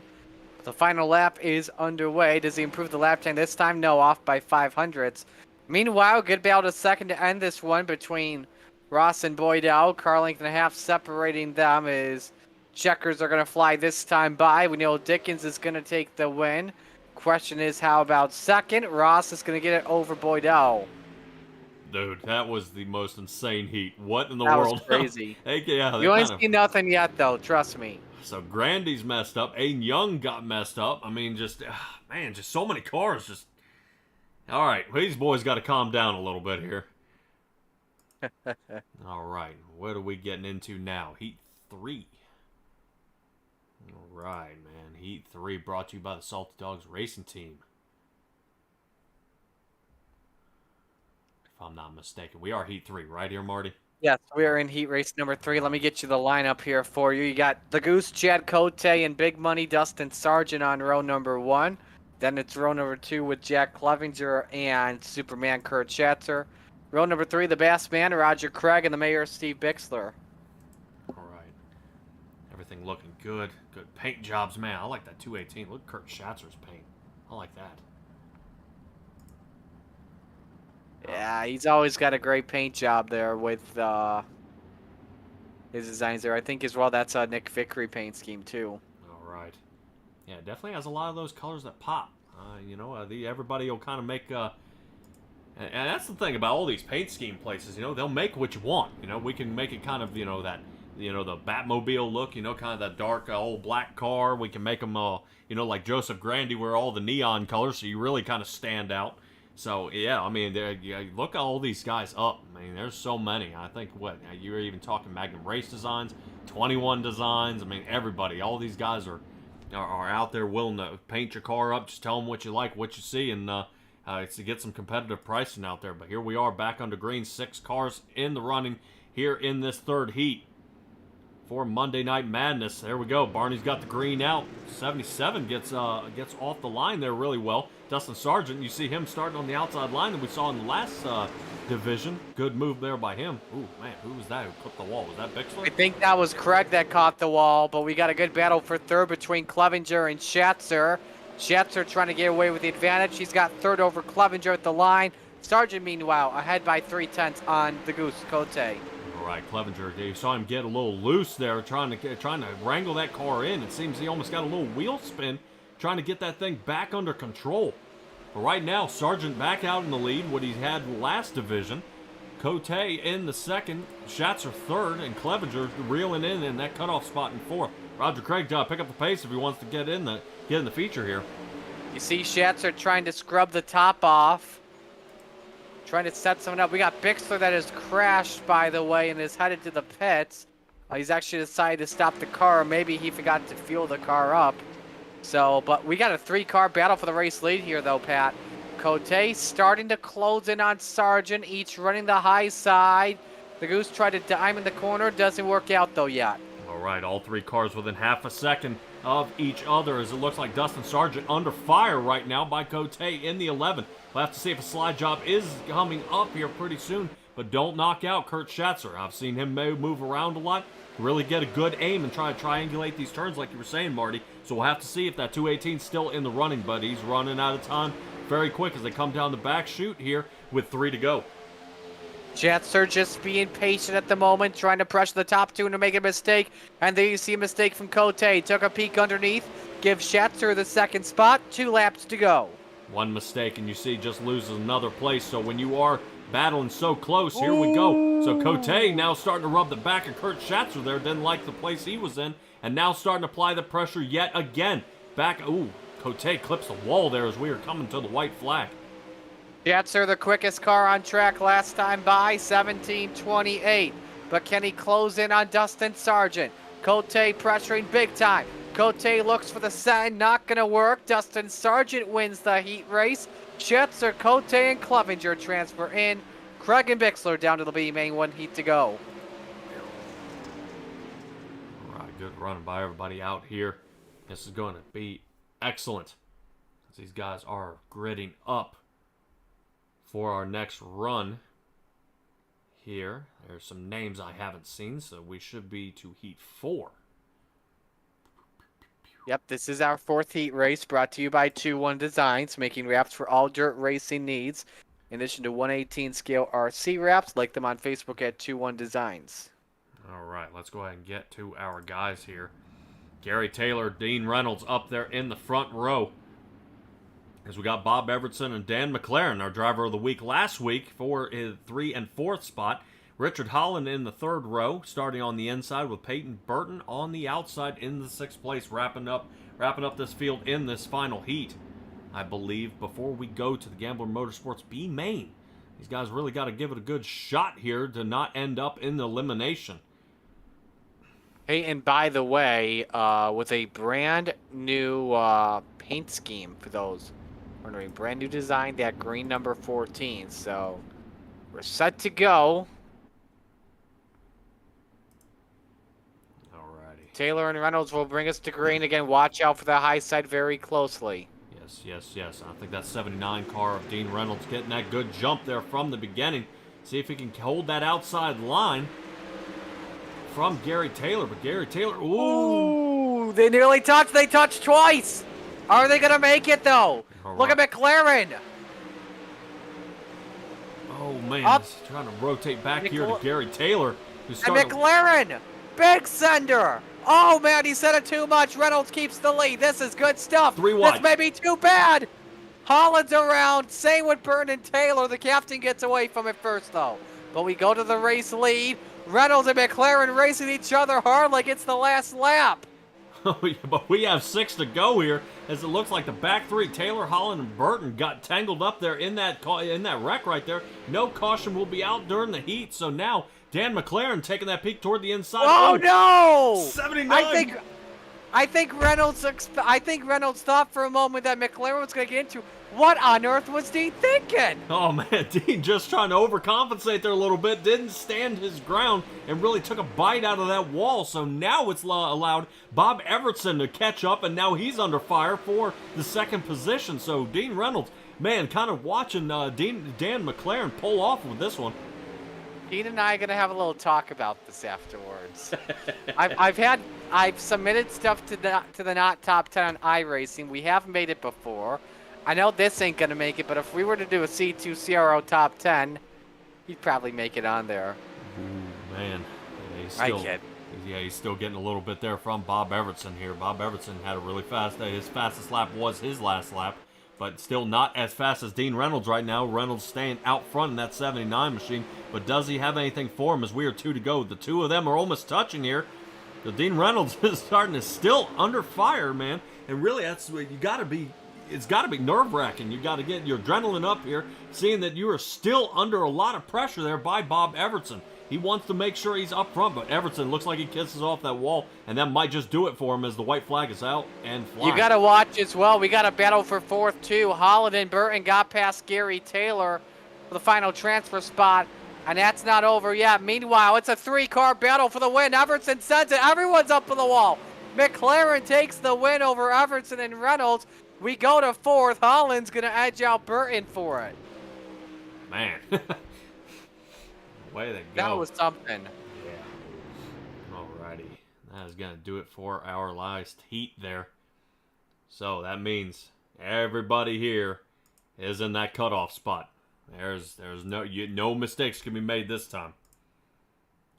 No way. All right, so that's going to start us off with Jeff Sharp and John Rayner. They're happy and comfortable up in that front row. Roger Craig starting in row 2 on the inside in the 747, followed closely by Peyton Burton there. Got tangled up in that last heat. Hopefully going to be able to square that one away. Joseph Grandy, we saw him doing the barrel rolls into the fans. He's going to be starting 5th with Aiden Young, who kind of got slide jobbed over the fence in the 69 machine. in 6th. 7th is going to be Steven Bixler, followed by Gary Taylor in 7 and 8. And Joseph Canellis there in the 9th position, starting in the back of the field. We are taking the top 8 to the feature. Everyone else will go home. So one driver will go home out of everyone here. And so we're going to have to watch the driver in 8th very closely. All right, you say top 8 drivers. So right now, Joseph Canellis is the only one out on the outskirts there. He has got to make the move, and he's got to shoot his way up front. I know it shows us all there on the Tower of Bob Curtis, but he did not make the cutoff for this race here tonight. So really, everybody up front, as long as they can, not fold each other up like they have in the previous heats, they should have a guaranteed shot in. But Hardy, here we go, man. This is getting ready to get underway. Jeff Sharp and Rayner, as long as they can keep clean, they got a shot in, as they got 10 laps to get it done.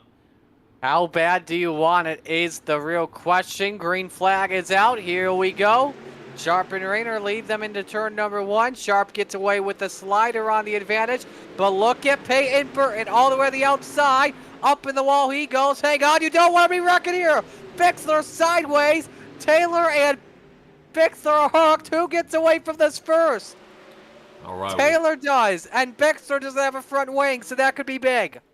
All right, Bixler. Let's see if he's got any front end damage. Yeah, because his car is not pulling, so Bixler may be out of it. And right now, you are seeing everybody in the top 8 right now are going to move on.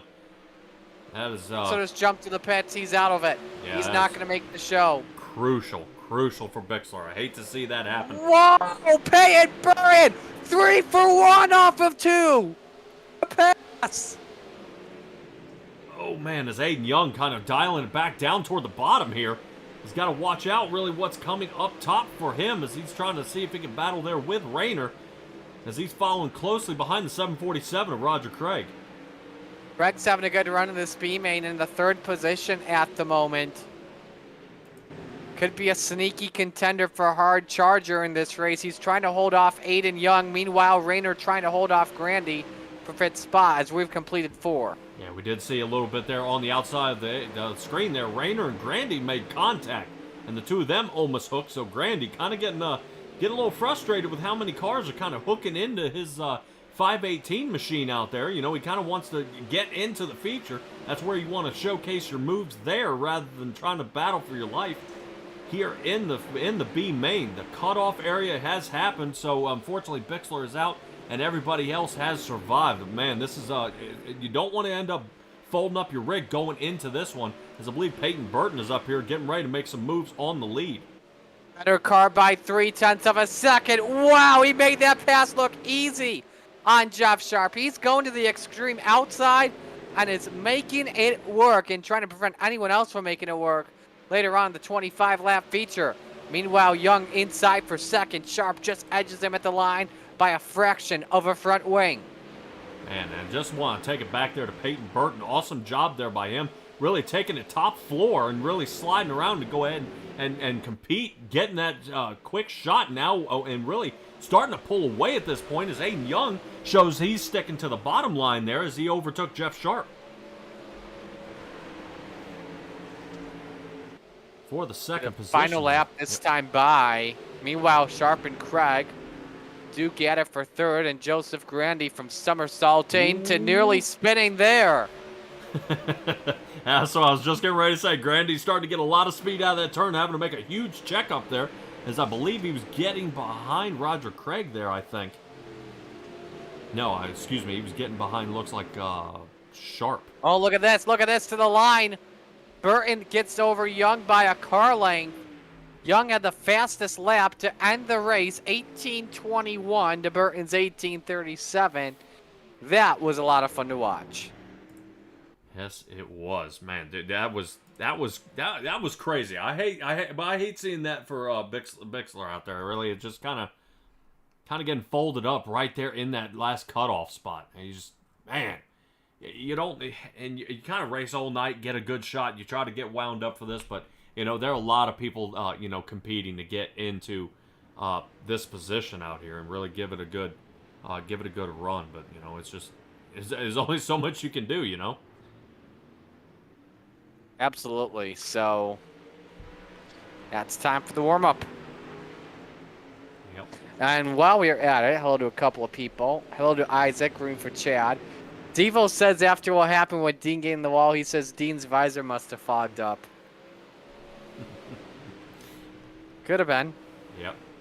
Yeah, out there in the chat, Stellar Stella talking about Grandy. Flip-flop with the double fullback twist. When we're going into the infield there.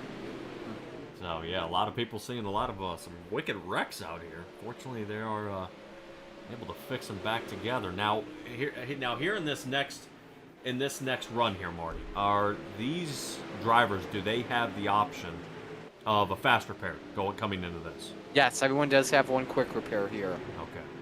So everybody has that extra lifeline. And, really sometimes, like we saw all night, with all these heats, it's just so many guys just in a bad spot. It gives you that one more shot to fight from the back.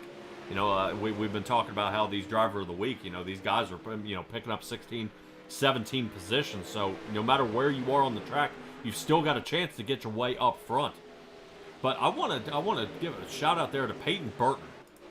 Really interesting line I see him running here tonight. We saw him way up toward the top and walked around for the lead there and then just pulled away. So I'm interested to see if that starts becoming a preferred line for some of these drivers out here. Well, normally here at Williams Grove, everyone's going to rock the high side. The bottom side is going to be very tough for the drivers here. Unless you go for a huge set on the inside. I think the question of this race is going to be how high can you go? And how risky do you get? Yeah. I mean, it was just such uncharted territory. It was so high up there. But yeah, we are starting to see some of these guys in the warm-up trying to flatten that track out toward the top there a little bit. And yeah, right there, we're taking a look at Nick Vickery here. Kind of squishing down that top line, see if he can,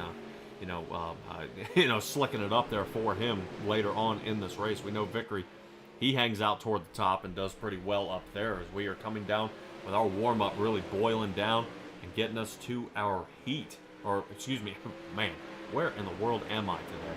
Getting us to our feature here tonight. All right. Man, dude, this is going to be awesome.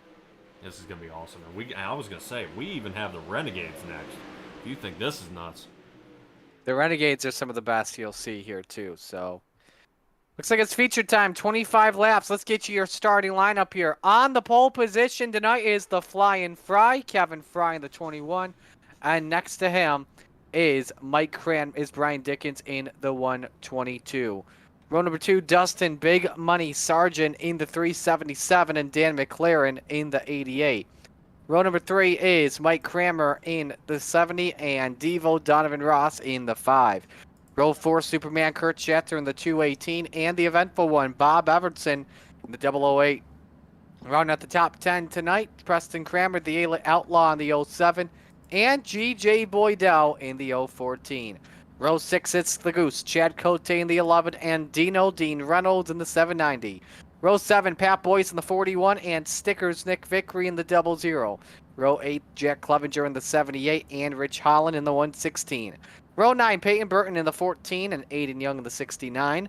Row number 10, the Bassman, Roger Craig in the 747 and Jeff Sharp in the 28. Rounding out the field tonight, Joseph Grandy, 21st, John Rayner, 22nd, Joe Canellis, 23rd, and Gary Taylor, 24th. You're the man at doing that. I love it. I love the way that sounds. You do an awesome job at that. But man, the way this is going down, we saw Dustin Sargent do very, very well in the previous division there. With the Raiders here, him starting in 3rd position, there's a good chance he's gonna have another shot of getting some lead laps here. But I want to know, where is Peyton Burton? Peyton Burton's back here in the 17th position. Yes, it's gonna be very tough. All right. Well, he's going to have to see how we can get it done there toward the front. 25 laps for these cars to get it done as they get stacked up. Green flag's out, and away we go. Quick checkup there already by, I believe, the 88 of Dan McLaren there on the outside. He didn't like the way that restart happened in front of him. Yeah, outside did not get going at the jump of this one. Fry clears with the early lead. Switches lines to the middle while Big Money testing out the top. Wants to cross over on Kevin Fry, but gets together to see Brian Dickens coming. Dickens hard on the inside wall. Drivers sideways everywhere, and somehow everybody is still straight. Wow, we're going almost 4 wide here. Let's go ahead 5 and get a little wide. higher. 5 wide again. We saw it last week at Lima Land. Man, and really, where is there not good racing out here on the track? Because these guys are starting to get still 2-3 wide here with Bob Everson here. Brian Dickens still trying to find out. Oh, look out! It's 00. Nick Vickery starts plowing into the back of a vehicle right there. Go to the lead, though. Go to the lead. Dustin Sargent edged out Kevin Fry at the line last lap to go the top spot. Sargent now clears Fry, new leader. It's big money. All right, Dustin Fry happy about getting out front, clean air, and nobody really contend with getting around him. But Fry and McLaren trying to reel him in and slow him down. Oh man, as you see Fry making a move. Oh, hang on there, Sargent. Almost into Kevin Fry. He caught the wall. Fry takes the lead back 4 laps in. Holy cow, and Dan McLaren trying to stay out of some of that tangle up there, stacking to that bottom line to see if he can put the move on Fry. Right now he holds the lead over Fry, and there he goes. A little slide move here, see if he can slide up in front of him for the block, but not just yet. And McLaren does secure the lead at the line in case a caution were to come out. This time it's the... Oh, hang on! Fry and McLaren touch! Oh. That got close, though. Very, very close. So now they're going to start separating here just a little bit. Looks like Fry's going to kind of dial it back and renegotiate that line, which is now going to let Dustin Sargent get another shot at him. But Sargent now starting to feel kind of the pressure here of the track breaking down on him. So he's having to change his line high, low, high and trying to figure out if he can find some speed out of that car to get his way closer to the front.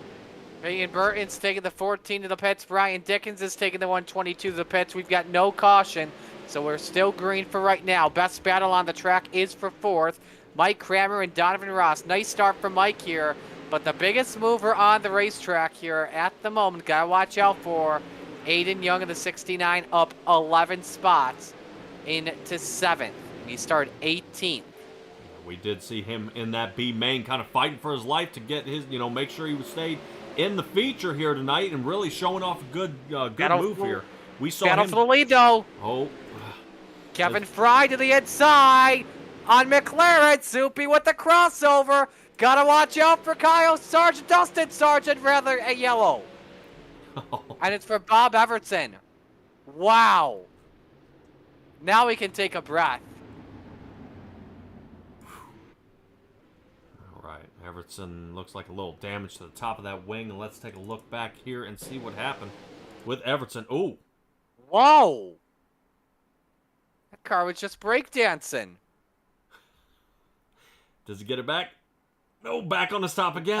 He caught the end of the wall there as well, which led the car to flip a little bit more. But then lands on all 4 wheels. Now, there must have been some contact at the end here, because I saw a second car spin. I'll take a look here. Try to see if we can get a better angle of what... Man, that top wing went flying all the way to Lernerville. And yeah, second car did get him. Make that 3 cars. You saw Holland get him as well. Didn't see Jeff Sharp in the 28 also get a piece of it. Here he comes right there. Perfect timing on the slow-mo, too. Boom. Dang.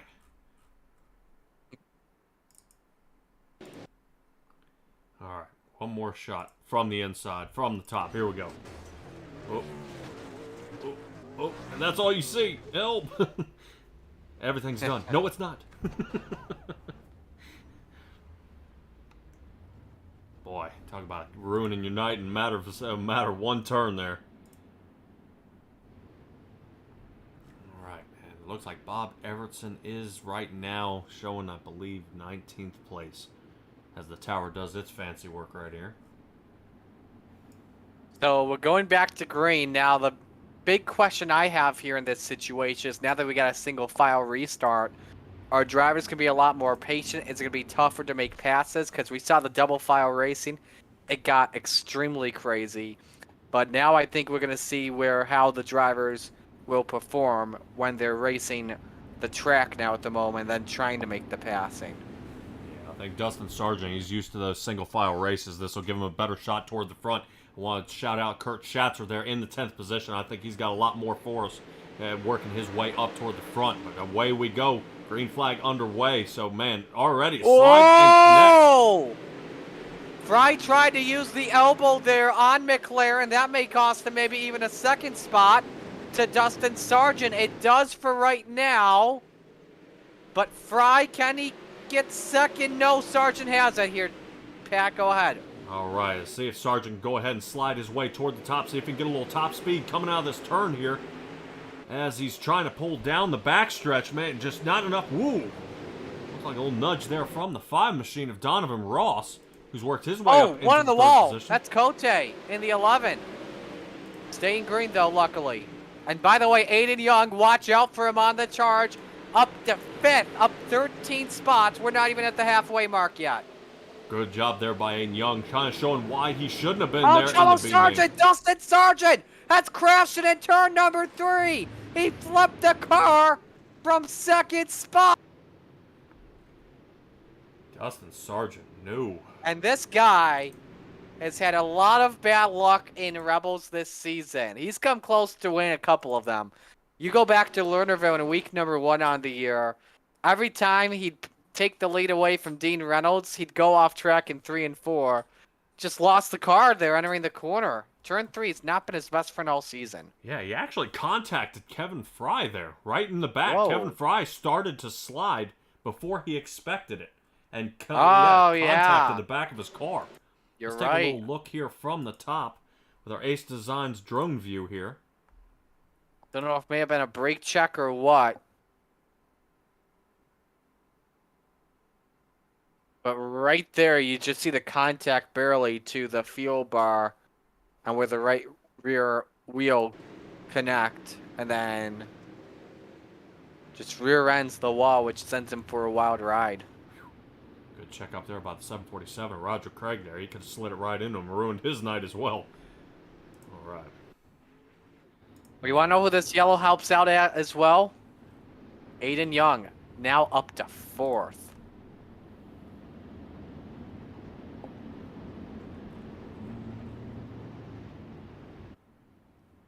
Fifth? I was going to say, we got Dan McLaren, Kevin Fry, Ross, and Mike Cranmer. Oh, yeah, you're right. He's up to 5th. That's right. My mistake. No fear. That's all right, man. Look, man, he's already up 13 positions. Right now, as fast as he's on the move, he may be in 4th before, we get 2 more laps down. Aiden Young is on the move. I mean, super, super fast in that 69 machine. So I'm interested to see what else he can do. But, man, I believe that is Preston Cranmer behind him. So Preston Cranmer doing a great job. He's up 3 positions from where he is. And hopefully he's able to get his way up there. But, oh, man, tough break for Dustin Sargent here in the back. Now starting back in the 20th position. I mean, the back of the field. And you just hate to see that sea of cars in front of you. And, man, now I got to start from the back. So he's got a lot of work to do to get his way back up there. See if he gets a little luck from Aiden Young here as we get back under green. McLaren fires them. We are 11 laps in the books. Everyone using the hot low line. Here goes Fry once again on the send. No contact this time. Behind them, Aiden Young. Inside on Mike Cranmer for 4th. He's got it for right now. Got to make sure we complete a green flag lap. Meanwhile, for 2nd, Donovan Ross on the outside. Looking for the line. He's got it. Where did Devo come from? That's what I was just getting ready to say. Donovan Ross would come from out of nowhere up here in the top 3, really battling it out here with Kevin Fry. Kevin Fry gets a little bit of a break here, but boy, look how fast Donovan Ross sends it into turn 3 and 4 here. So now he's going to get the kind of the whoa. Gets a little loose there and contacts the wall, Marty. He just caught the wall. Here goes Fry to the inside. McLaren opens up the door for the flying Fry for the race lead off in turn 2. A drag race down the back chute. Nearly getting together. Fry on the side. Ross gets a little bit tight. Here comes Aiden Young for 3rd on Devo meanwhile. 14 complete. Donovan Ross kind of sends it way high into that turn, gets loose and contacts the wall. Aiden Young staying true to the bottom, nice and careful, trying not to hit those tires as he's trying to keep up a lot of pace. But right now, Kevin Fry takes away the lead from Dan McLaren there, and now we have a stack up here for 1, 2, and 3. Watch out for Chad Cote, though, closely. He is testing the high side out, and he is getting it to work at the moment. Meanwhile, Rich Holland has brought the car into pit road. He's had an issue. But still, Kevin Fry out in front. Dan McLaren. Here goes Steve-O underneath on Soupy for second. Can't get it to work on corner X, and McLaren clears for P2. Donovan Ross still kind of peeking around, outside, inside, outside. He's trying to find room, but man, Watch he's it. not going to Gary find Taylor. All right, he's not going to find a lot of room if Aiden Young keeps holding him there. All right, let's see. You said Gary Taylor's around. Yeah, this was one where he's got no damage on the car. This was one where he just lost it all by himself.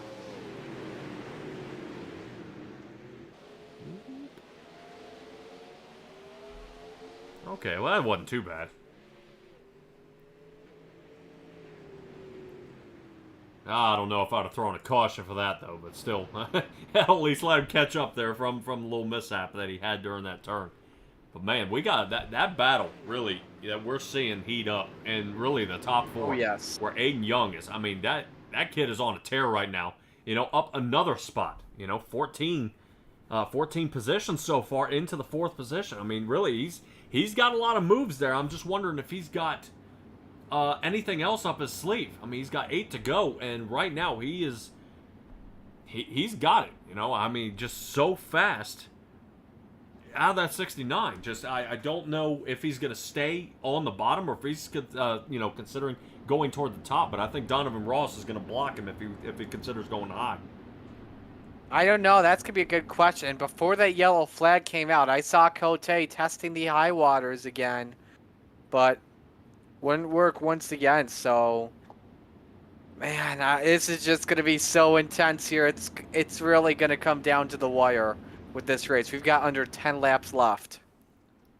Yeah, 10 laps to go. Caution laps do not count in this league, so these guys you can't caution it all the way to the end. You do have to race these laps, and really good move there. So, boy, this is going to be something. This is going to be something. I think I'd like to see a last 7-8 lap shootout here, and these guys really put it on. I think Aiden Young's got a lot more for us, but Dan McLaren and Kevin Fry, if they don't total each other out here, because they were making contact there on that last restart. If that is anything to show what we got coming up, that's I don't know what is. Yeah, I don't know what is either. This is going to get exciting here. So Kevin Fry leads, Dan McLaren second, Donovan Ross third, Aiden Young fourth, Chad Cote rounding out the top 5. Here we go, folks. Get ready. All right, green flag is out. Kevin Fry gets a great restart there. Pull away from Dan McLaren. McLaren takes it to the top shelf here, seeing if he can go ahead and triangulate the turn around there a little bit. And he does not enough speed there out of him, but that's okay. 3 and 4 is where it's going to show. Let's see if he can get around here, Marty. But boy, this is starting to really shape up pretty well as Donovan Ross holds that inside line and takes second place. Yeah, McLaren caught the wall in turn 4, opened up the door for Devo to take away second spot. Cote now thinks he may have something. Up to third past McLaren on the high side. Watch out for the goose. He may have something up 8 spots. Coming to 6 to go this time by. Fry still out in front by a couple car lengths on Ross. Aiden Young still in the top 5 right now, keeping up the good moves, but he's kind of watching the battles happen in front of him. I think he's got Dan McLaren in his sights, but not too much longer.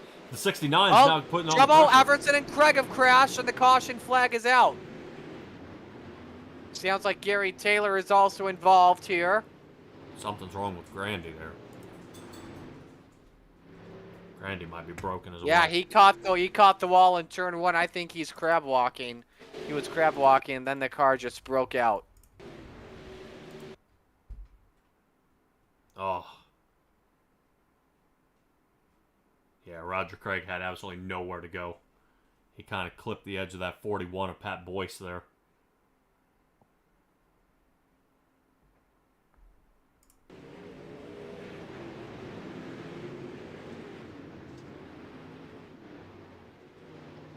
Wonder what in the world happened to Grandy. I think he just rode the wall in turn 1 and something broke out from underneath.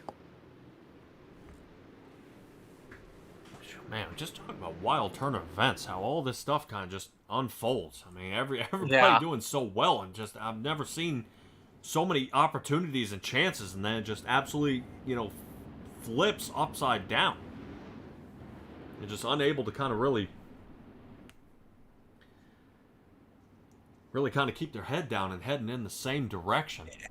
It's been kind of wild here in this back of the pack here tonight. So, but I think Aiden Young, because I was about to say this before the caution flag came out, but Young, I think his car is starting to fade at the moment. I didn't see him gain that many spots on that restart. He's still running in 5th position. Yeah, Which makes you think, did something happen? I don't know. I know he started getting down in the bumps there toward the bottom, running Dan McLaren down, but, you know, it looks like he may have had him. But one vehicle that has been out there on the track most of the night is that pace truck, and I want to go ahead and talk about the Steve King Foundation pace truck.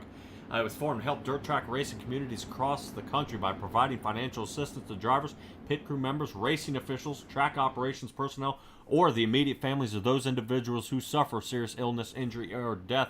That is the Steve King Foundation for that pace truck up in the front. But as I say that pace truck's going ahead and ducking on off, getting us back underway for another green flag. 4th caution for tonight as we get back under green. There we go. Kevin Fry trying to make sure he gets enough distance this time from Donovan Ross, who seems to be on a tear right there. But as you said, Chad Cote up here toward the top is now trying to get enough speed, slinging out of 2.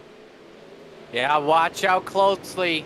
Ross has got a little bit wide there in 3 and 4. You don't want to be doing that, though. Trying to build the momentum.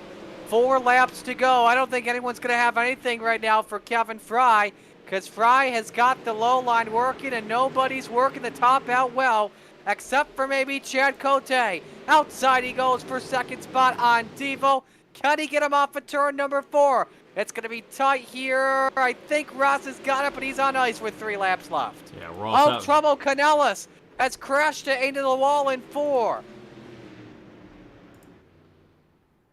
And man, he's already in pits. Good Lord. All right, let's take a look here at Canellis here and see what... Oh. Bam. Yeah, that's Pat Boyce. He made contact with... Yeah, but Boyce was in that last caution. That guy just can't get a break here tonight. Yeah, tough break.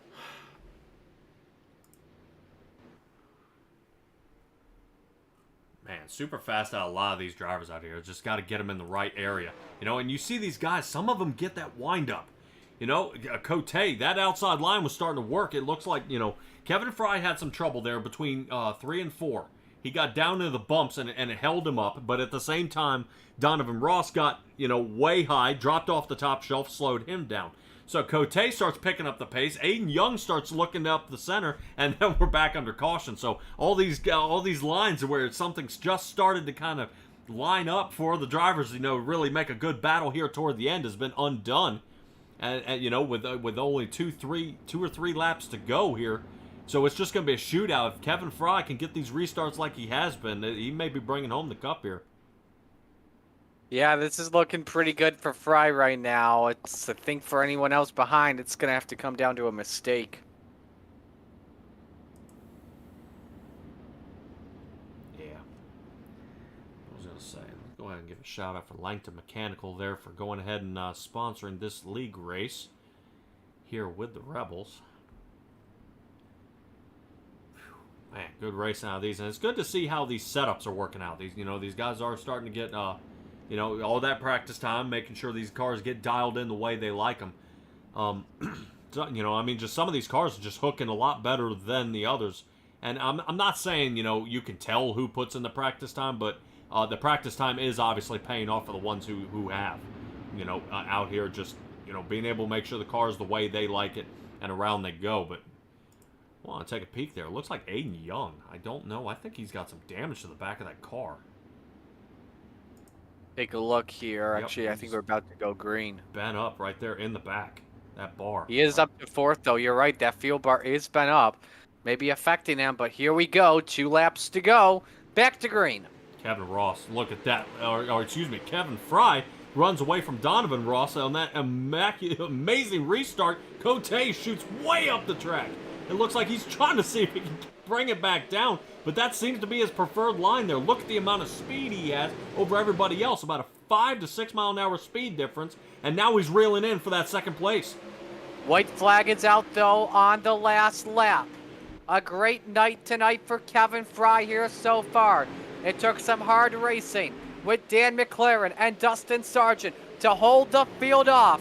They're racing hard for second behind them, but to the checkered flag, the Flying Fry back in victory lane. Kevin Fry takes the Rebels at Williams Grove. Ross second, Chad Cote third, and they're going crazy behind them. Preston Cranmer, all 4 wheels off the ground at the line and finishes 12th. Dude, I gotta roll that one back. Wait till you see this one. It was a junkyard off of turn 4. Cranmer got sideways and everyone got sideways behind him. The fireworks. Oh my goodness. We had like 3 or 4 guys go flipping. Yeah, we're looking at right now. Preston Cranmer. Holy cow. One time, just one race, can you find out how to keep all 4 tires on the ground? This looks like Roger Craig carries them to the end. Roger's like, I'll help you, my fellow admin. I'll help you out. No problems. Holy dude. All right. Man. Yeah, the Donovan Ross and Cote tangled up.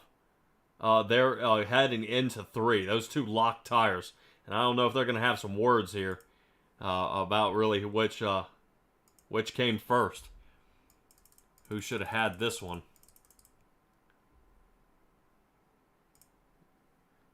Yeah, that was a fun race to watch, too, so. All right. If you got Chad, go ahead and get on it there, buddy. All right, I guess, yeah, I'll bring on in Chad Cote. Chad, nice run for you tonight. Just talk about the positives you took away. Yeah, at the beginning, I don't know what I was doing, to be honest with you, but the end of the race, my car was a rocket ship. I don't know. I thought it looked like a lot of fun for me in the car. I can tell you that.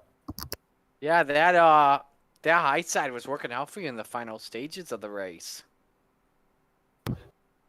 Yeah, I found that earlier today, actually. It was weird that it came in as good as it did. It fell off maybe like the last 3 or 4 laps, but other than that, and then me running the bottom in 3 and 4 is something new because I don't do that. Gotcha. Well, who do you want to give shout-outs to on the run tonight? All the boys over at American Dirt Motorsports, all of our sponsors, you guys, Roger, everyone for the league. All right, man. We'll let you go. Great job. Thanks, Marty. That's the Goose, Chad Cote, finishing in 3rd. Let's talk with Devo out here if he's still alive after a hard-fought second-place finish. Pat, you got him. Oh, man. Donovan, man, what a wild race. Did you have anything for Kevin Fry here tonight? I think so. I couldn't get his starts timed right, so by the time I made up the gap, just the yellow would come back out. I was kind of running a little bit off the bottom in 1 and 2, and I had a pretty decent run through 4, but just not enough laps. I think probably Chad and I could have both used more green flag laps, but it is what it is when you come to Williams Grove. Yeah, definitely a tough track out here tonight, man. You were up 4 positions from where you started. It looked like you and Cote kind of tangled up there right as you dove into turn 3. Anything going on with that? Anybody get loose? No, I mean, we're running the last lap there. I think the last time we ran on the podium, he told me I was in his way, so I'm going to make sure that I'm in his way this time. Didn't see him from where I was sitting. All right, definitely hard to see around that wing, man. But awesome job here tonight. Second place finish. Go ahead and give me your shout-outs, bud. Let's get you on the road. Oh, yeah. We're just here so we don't get fined, as my buddy Marshawn Lynch would say. Y'all have a good night. That's Steve-O for you there.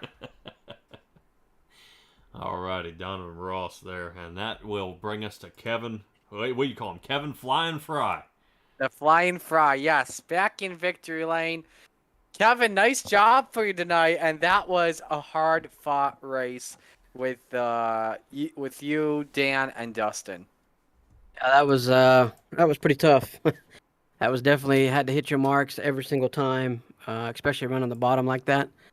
Trying not to get into somebody on the outside of it, which I think I did with a little bit with Dan, but I did not mean to do that. I was trying to back my corners up a little bit and get a drive off, and there's a couple times I think I got into him, and I apologize for that. So that was tough. Were you surprised that the low side was like the only place to go, because normally at a track like Williams Grove, the high side is the place to be. Yeah, I But was you really got the low shocked. line to work.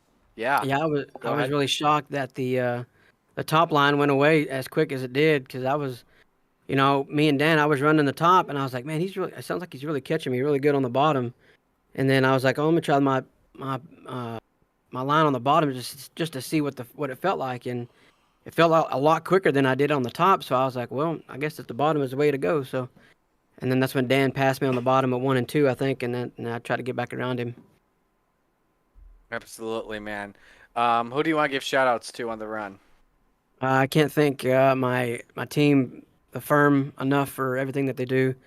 Appreciate them time and effort on the setups, and Dean Gertie for all the tips and the help and the driving coaching and everything else that they do over there at Dirty Gertie. So I appreciate those guys and appreciate you guys for making us look good on the broadcast on TV. So thank you. All right. We'll let you go, man. Great job. Thank you, sir. That is Kevin Fry, who takes the win in Coolray Victory Lane. Pat, another good one. Yeah, definitely. But we have another one, so don't go away. Renegades, so that Class A division is up next. Once again, back with the Open 360s here at Williams Grove. It's going to be a heck of a pile-up. Hopefully not in cautions, but green flag laps and another winner that we can crown here tonight. But we're going to go ahead and switch to commercial, and we will be right back to go ahead and bring that right to you.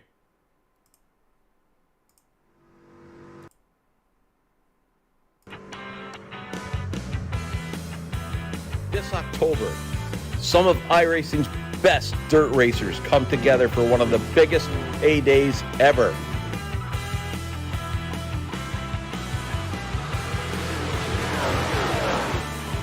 All dirt roads lead to Charlotte, and the Dirt Track Bank World Finals, presented by the Dirt Alliance.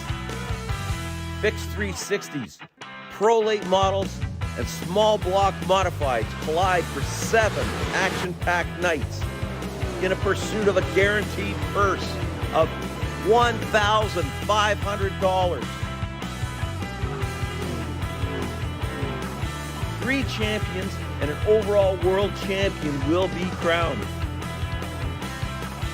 Register now for this great event.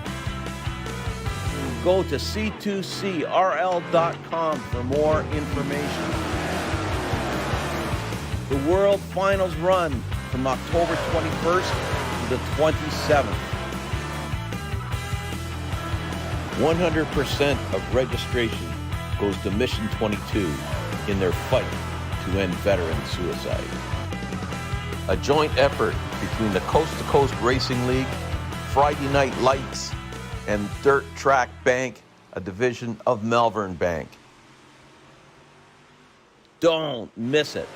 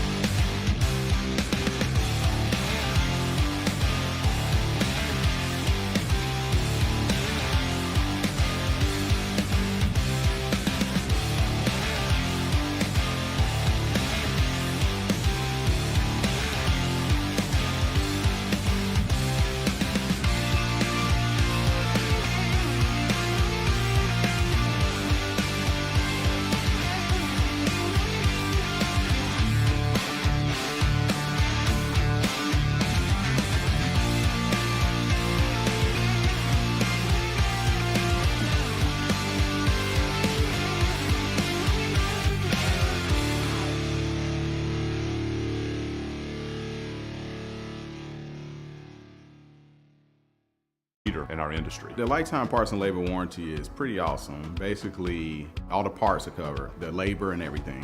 When we say lifetime, we mean lifetime, and it's supported with money-back guarantees. And with that, you're getting all qualified technicians that are going to ensure that this job is done perfectly and operates perfectly throughout the life of the unit.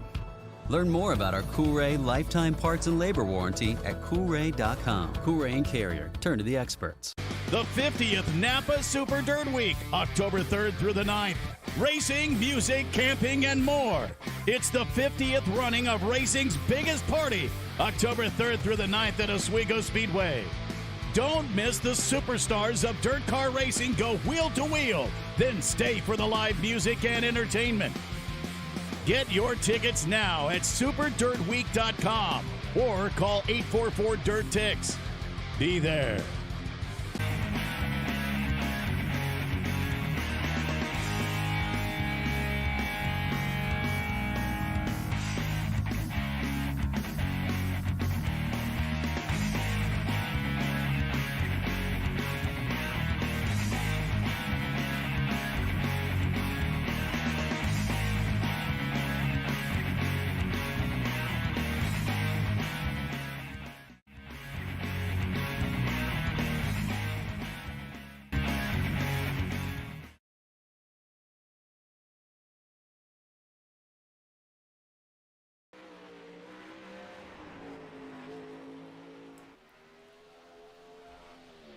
Alrighty, welcome back to Monday Night Madness here.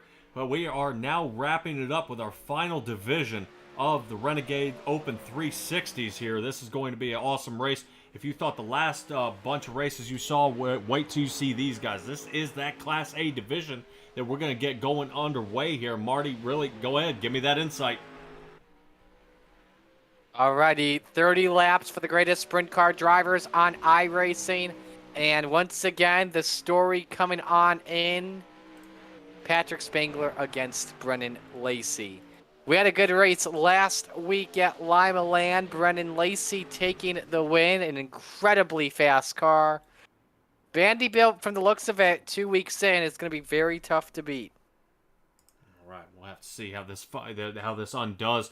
We're still at the half-mile track of Williams Grove. Going to be a good one. Track heating up to 69 degrees, same as the air temperature. So I'm assuming with as many races we've seen happen here tonight, this track is going to be super slick coming right off the bat. You know, there's not going to be as much tacky spot as you've seen in some of these other areas as we're getting these guys under qualifying here. As we were talking earlier about flying Kevin Fry here up in the front. We'll see how he gets it done. First guy I'm watching on track right now is Chris Schaefer in car number 23.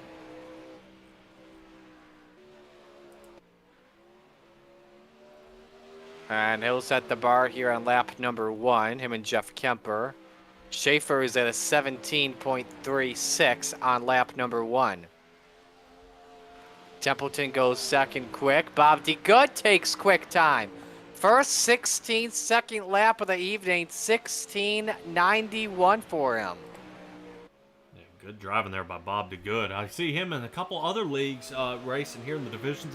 Like I said, some of his, his luck just kind of runs out at one point. But it looks like he just got beat out by Michael Berthay. Yeah, Berthay takes some quick time. 16:84 for him. And Blake Chapman, the salesman, now 7th quick, looking to improve his lap here at the start-finish line. Interesting to see. Like we were talking before, this is an open setup race as well, so all these guys have built what you see driving here, and how it's going to handle is all up to them. But yeah, it looks like Blake Chapman there kind of rounded out that turn 3 and 4. Didn't like how that went. Is going to go ahead and finish up with that one and for a 7th place, but Brendan Lacey goes in and bites that right off right quick. Yeah, absolutely. Brandon Dittmer going 7th quick in the number 83. 17:09 for the Spider Monkey. Kyle Moonen goes up to 6th. 83. 17:07. Oh, sorry. We're looking at Brandon Dittmer here, and he just broke the car. Oh, slid out of 4, hit the wall, and then came back toward the inside. So he's now dog tracking back to the. Good job, Ditz. All right, back to the backup car. All right, Kyle Moonen. Zach Neubauer, 5th quick. Nice lap going for him at the moment. We have to watch him a little bit closer. See how he does on his 2nd lap. And I've got nothing, so 2nd lap will not count. Must have tapped the wall or something. Here's Steven Goldner, meanwhile, was 25th quick on lap number 1. Lap number 2, 13th quick, 17-16. Birthday gets the fast time award. All right. Yeah, man, fast times there were. But now we're going to have to see how they get going here for this first heat. So Steven Goldner is going to start in our front row with Brandon Dittmer here. As soon as these guys go and get loaded up, and may just go ahead and be kind of shaking off the jitters, drinking a little bit of that W Energy drink out there. Zach Neubauer will start in 3rd. Michael Berthet in 4th. Chad Cote, we saw him last run, along with Randy Shreves here in the back, and Nick Vickery in the back of the field. So, as you call him, Stickers is in the back. He's got to work his way past that cutoff. 3 spots is a lot to get, especially with an 8-lap heat. Absolutely, and we will be determining who will get the pole sitter here for our 30-lap feature, and it'll come down to one of these 7 drivers. All right, Neubauer better hurry up here pretty quick. I think he's got about 5 seconds to set that car on the track. And that 52 machine. All right, well, that is going to go ahead and bring us to... Actually, it's actually 2 minutes for heat 1, then 1 minute for everything else. Look at me. All right, but... Man. All right. Now, here we go with Heat 1, brought to you by Langton Mechanical. Langton Mechanical is second to none. Heat and Air Conditioning Company. You guys have heard me talk about them before. They're from the Hamilton area and promise their customers their own professionally trained Langton specialists will be there every step of the way. They guarantee your customer satisfaction from start to finish, including sales, installation, and maintenance service of your heating and cooling system. So consider also when every equipment sale and installation or the maintenance service call that you do make will be backed 100% by Langton. All right, Dittmer, Goldner, Berthet, Neubauer, top 4 right now above that cutoff spot here, Marty, and these guys are going to have to really push it to get it to the end here. Absolutely, and we're going to go green right here, right now. Steven Goldner and Brandon Dittmer on the front row thanks to the invert. Watch out for the 30 closely. I think he's going to win this heat because he's always fast, no matter what track you go to. I think he was just trying to set the car up for the invert here. Yeah, definitely, as he looks like he is going to get around as we're under green flag, pushing this one Oh away. my, Randy Shreves. Wow, that car just snapped. And we got more trouble. Cote and Neubauer each crashed in that situation. I think we got your 4 drivers here. Yeah, and boy, that's really going to be ugly, especially, you know, it's not you don't, no, I will say it. You don't want to be in the B main because that is your last chance cutoff. You know, especially, you know, your Shreves, Neubauer, Cote right there. Dialing back so far, unable to, you know, reach at this point. You know, you'll have that second chance, but man, I hate having that last lifeline, using it right then and there. I want to go ahead, nail the heat, and get in there. But all right, getting to Steven Goldner and Michael Berthet here for 2nd and 3rd. These guys are going to try to duke it out here with 5 to go. Absolutely, and how about Brandon Dittmer in that 83, the defending Rebels champion? Up out in front, fastest lap of this race, 17:03. Great start for the Spider Monkey at the moment. And oh wow, Berthet, you're right. Let's see what happens here. Can Cote catch him is the real question. They're very close now. I think they're only separated by about a second now. But right now, Cote's on the hot streak, trying to see if he can reel it in above that cutoff spot. But Berthet, as fast as he was going, may just go ahead and start pulling away here. 3 to go. Nick Vickery now the quickest car on track. 17:01 that lap. 3/4 of a second though behind Goldner and 2 seconds back on. Oh no! Vickery goes around. Turn 3 is by these people in the dust. Here goes Cote up to 4th. Cote with the life preserver out there gets saved and moves his way up into the 4th position with the spin out of Vickery there. Holy cow, everybody up in the front is getting turned around here, Marty. I think everyone's surprised that turn 3 may be a lot slicker than normal right now at the moment, but out in front, it's the Spider Monkey, Brandon Dittmer, cruising away to a Heat 1 victory, and we'll start on pole tonight. Wow. And you talk about undoing it. I mean, that puts Dittmer, Goldner, Berthet, and Cote ended up nailing it for 1, 2, 3, and 4. Vickery fights here just at the last second for that 5th position in front of Zach Neubauer. Randy Shreves kind of totaled it out there.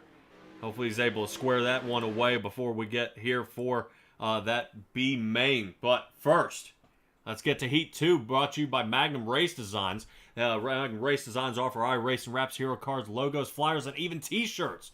If you're looking for new design, want attention to detail, competitive pricing, and fast turnaround times, check out Magnum Race Designs on Facebook, where you can contact them directly through Messenger.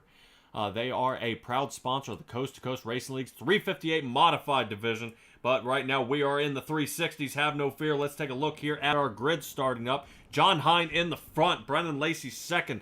Dean Reynolds third. Bob DeGood. We saw him super fast out there for the qualifier. Chris Schaefer in 5th. Terry Landis, I've seen him before, doing a really great job out there, starting 6th. But Joe Backus here in the 7th position. He's gonna have to make some moves up toward the front if he wants to go ahead and survive this heat. Absolutely. Dean Reynolds, by the way, gotta give him a shout out. He is in the chat, just said this maybe 10 minutes ago. Popping my Renegades cherry for this season. Easy.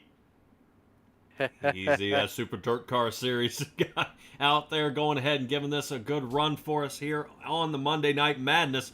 But Dean Reynolds in that 3rd position, the 79 car you see there. Bob DeGood to it is outside. And DeGood will be your cutoff man there in the 4th position. Ooh, some slight contact between Reynolds and Schaefer. I think the inside line got stacked up. And out in front, one of the favorites to win this race tonight, Brennan Lacey. Taking the lead early up on John Hine, Bob DeGood, and Dean Reynolds. That's your top 4. And you do see the separation that Brendan Lacey is getting. No contact was made, and Brendan Lacey over by 3/4 of a second here off John Hine's front bumper there. John Hine trying to see if he can run him down, but it just may have to kind of tuck his tail and go ahead and take a solid 2nd place. But Bob DeGood back here watching Dean Reynolds putting the moves on him in that rearview mirror. So got to watch out where to place here as we get it diving in turn 3. Terry Landis, by the way, crashed. We stay under the green flag, though, obviously, and Landis will likely go down into a last chance qualifier. 17:06, the last lap for Brennan Lacey. Quickest lap, the only guy right at the moment to run in the 17:0s. But we got, oh no, Lacey crashed! Lacey crashed! Oh my goodness me! Lacey fell in turn 3 just like what Vickery did. And now Lacey's out of a transfer spot. Take a quick look here at Lacey, see what happened. Yep, got up there, stacked up. John Hine, good move staying there. Boy, everybody just barely missing him. All right. Awesome job. Brendan Lacey staying there. John Hine now goes ahead and takes the lead. So much for tucking tail and assuming 2nd place. He goes ahead in a wild turn of events. Now has almost a 2-second lead off the front end of Bob DeGood there, as he's going to go ahead and probably bring away the race win here, but he has 2 laps to get it done and stay clean. Chris Schaefer, the final transfer spot at the moment, up 1.4 seconds on Joe Backus. But you're right, let's watch Dean Reynolds here. Schaefer is starting to reel him in for the 3rd position. White flag is out for the professor, John Hine. All right, looks like John Hine's going to have a real cruise to the win here, 2.5 seconds ahead. Looks like Dean Reynolds and Schaefer may be pretty close to kind of killing each other here, but Brendan Lacey back here fighting for the 5th. Let's see if these 2 guys make contact. Oh, Joe Backus, look out. All right. It looks like Brendan Lacey goes in and gets the 5th position. Still going to move to the B main there. Man. And Brendan had a 16-second lap. Dude, he's got to figure it out. So I think Lacey could be going for 2 main wins, a B main and an A main. He's done that before. Remember Lima Land last week. Lacey started from the 16th position and won. All right, so that means there is still time. Right now, Jack Hitt's got to go ahead and get gridded up here pretty quick as he'll be starting in the first position with Blake Chapman in second, Kyle Moonen and Tyler Wilson in our second row here. Jeff Barker in fifth, Greg Boydell in the sixth position, and Jeffrey Kemper with the tough hill to climb in the 181 starting in the seventh position here. A lot of heats here in the final show up here, but man, still a lot of great racing here before we get to the 30-lap feature. Absolutely, as the field is rolling off. Pretty good heat from the looks of it here. A lot of guys to watch out for in this one. Kyle Moonen, who won week 1 of the season at Lernerville. Up there, Blake Chapman always fast. Tyler Wilson always fast. Pretty good heat race with these boys, and this is our third of 4 heat races. We just saw Brendan Lacey kind of get dialed back there, our points leader at this point. John Hine won it, and he's our 5th points leader there. So a lot of these guys looking to kind of make a good moves up there toward the front, especially Kyle Moonen, who is in 10th in points right now. So hopefully he's able to go ahead and get past that cutoff spot. He is in 3rd right now, but we'll see how he ends up after this heat. Heat 3 brought to you by the Salty Dogs Racing Team. These guys go ahead and throw out a dog bone to whichever person who ends up highest. If they're at least, as long as there are always 3 here on the track. But boy, this is starting to stack up here as the 53's looking there toward the inside. I believe the 513 Jeff Barker's who I'm talking about there toward the inside in that white, black, and gold car there.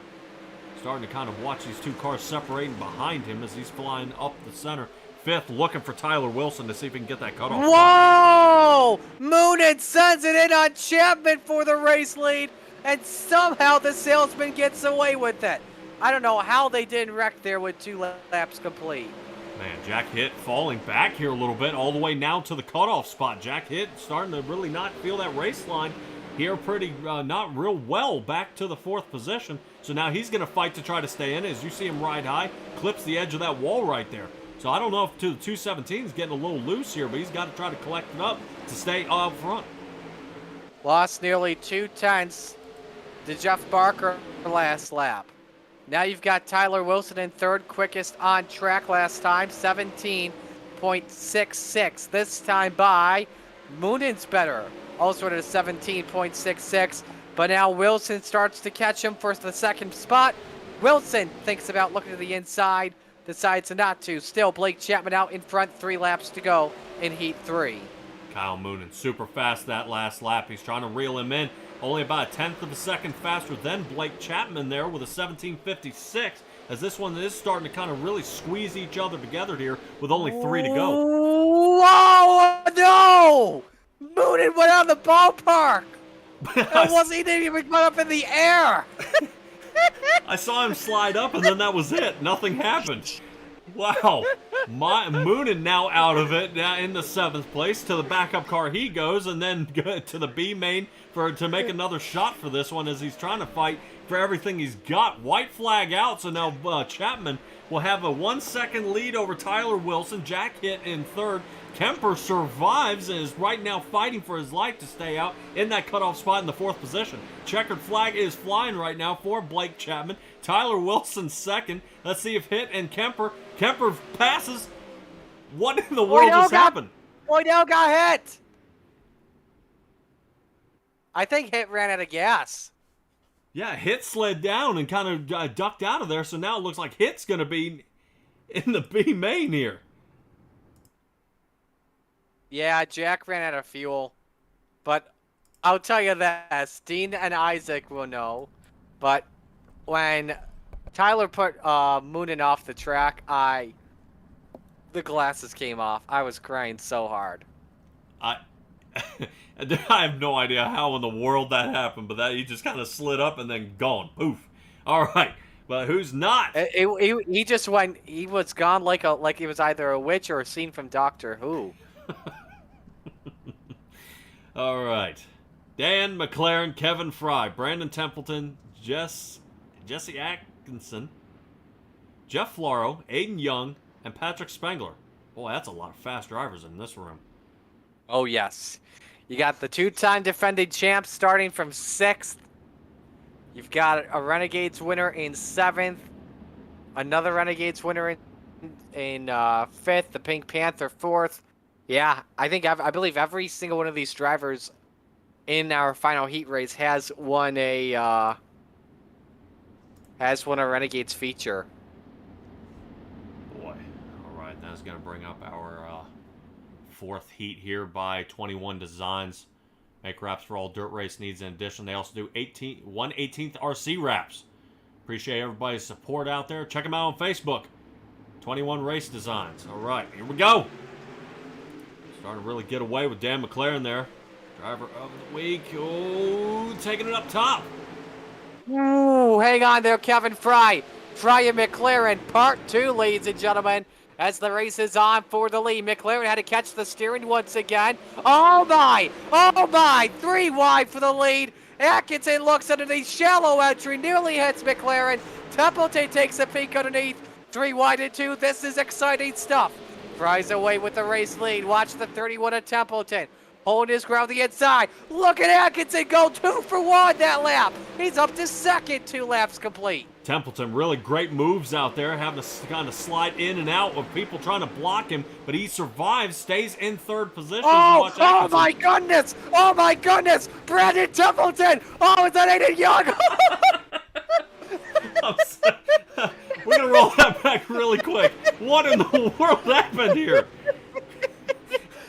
Aiden Young blown to pieces. No. I'm sorry. We'll catch us here in just a second. Real fast. Let's take a little look here at Aiden Young. What in the world happens? Oh. I'm trying. iRacing gave up on him. Sent him straight to the pits. All right. Kevin Flying Fry out front. Atkinson second. Templeton still holding on to third, which puts Patrick Spangler in the cutoff spot for the 4th position. Floro about 5 seconds off here. Is really... He may be kind of looking, kind of from the outside looking in here, but that was definitely a pileup. Dan McLaren and Aiden Young absolute blown to bits here. I cried. I cried so hard. I almost ran out of breath. I was dying so hard watching that. But look at this, race lead coming to the white flag. Atkinson against Fry. Yeah, this is going to be close. White flag this time out. Oh, as Jesse gets a little loose there, and it may have just given that up unless we can go ahead and triangulate one of these turns through 1 and 2 down the backstretch, trying to reel him in, only 2/10 off as they slide going into this one. Let's see if they can get it a little closer. No, they can't. Looks like Fry squeezes it out and Templeton squeezes out third. But have no fear. I mean, Aiden Young. 0.06 of a second. Yeah. Don't forget Aiden Templeton Young. The last time we saw him, he fought almost 14 positions up after getting totaled out in the heat. Oh my gosh. Okay, I gotta watch this. All right, this is all right. Get ready, folks. We're on to the B main. Brought to you by Gambler Motorsports, an esports racing team that competes weekly across the iRacing platform. The team has drivers entered in dirt races, sports car, asphalt oval, and even compete in endurance races. This year, they will have drivers in the prestigious 24-hour Daytona and Le Mans. So go check out Gambler Motorsports on Facebook and follow them. Our race lineup for here tonight. I'm going to let you take this one away here, bud. All right, I can still find it here. Looks like Nick. All right, Vickery. we got Nick Vickery, Brennan Lacey, row 1. Jack Hitt, Jeff Flero, row 2. Zach Neubauer, Joe Backus, row 3. Jeff Barker, Dan McLaren, row 4. Randy Shreves, Terry Landis, row 5. And Kyle Moon and Aiden Young, row 6. We are taking the top 8. Yeah, that's a lot of... And like I was saying before, that's a lot of fast drivers really choking each other out, trying to get to the feature. I mean, this isn't, this isn't the last piece. This is just the race right before. So these guys have 10 laps to figure out who's going to make it. If I'm Aiden Young back here in the 11th position, it would be very hard for me to get my foot off the gas. I mean, that 69 car has once again fighting for his life in the B main, trying to get into the feature, and then once he's in the feature, he's almost impenetrable. He can get his way around. He can, and nothing can touch him. But hopefully Aiden Young is able to pull this one back out as he's starting in the last position. But Nick Vickery and Brendan Lacey starting in the front row. Let's see if these two can go ahead and keep a clean race here for 10 laps. So Vickery trying to hold serve on Lacey off of the get-go. Two drivers that had easy transfer spots, but then got eliminated. Meanwhile, 2 and 3 wide behind them for 8th position. Hard racing there. Look out, Jeff Flair away loose. Nice save there. Look at that 8th. Oh, really? Neubauer sideways. He's lost the front wing. That may cost him a spot in Renegades action. All right, that moves Aiden Young up one more position. Still a lot of fighting left to do up here in the front. Dan McLaren under fire pretty hard there by Terry Landis. Landis getting smoked out there pretty bad, but he's fighting Joe Backus right now. So it's really starting to find a different route around here, around the track. Trying to see if we can get this one done as Brendan Lacey, absolutely separating from the field by a second and a half.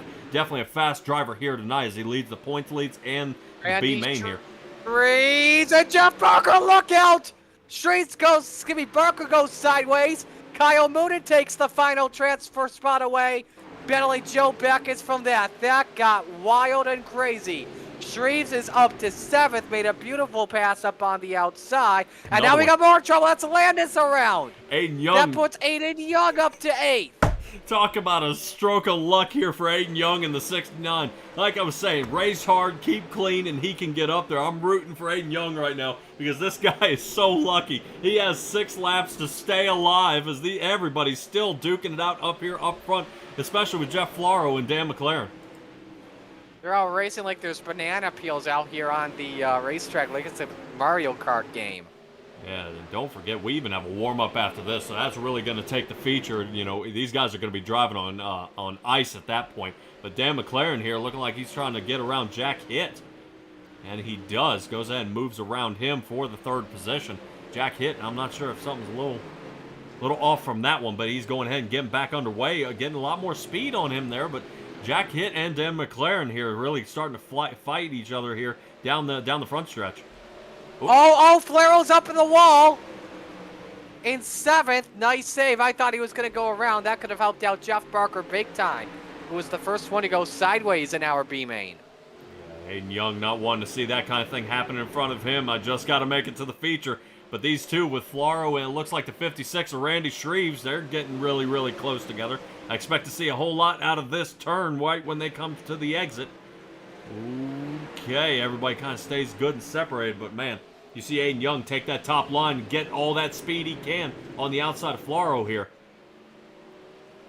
Meanwhile, McLaren takes 3rd away from Hitt at the white flag. Aiden Young still with the final transfer spot and closing in on Flaro for 7th. Joe Backus has crashed. He will not race in the 30-lap feature tonight. Jeff Barker hoping for a miracle here in 3 and 4. Not going to come as Lacey wins the B main. Vickery, McLaren, Hitt, Shreves, Moonen, Flaro, and Aiden Young will race tonight for 30 laps. All right, well, that was not as bad as I thought it was going to be. Man, the rest of these heats have been just absolute demolishing for a lot of these teams out here. Lacey, Vickery, McLaren, Hitt, Shreves, Moonen, Flaro, and Aiden Young move on. All right, 30 laps coming up momentarily.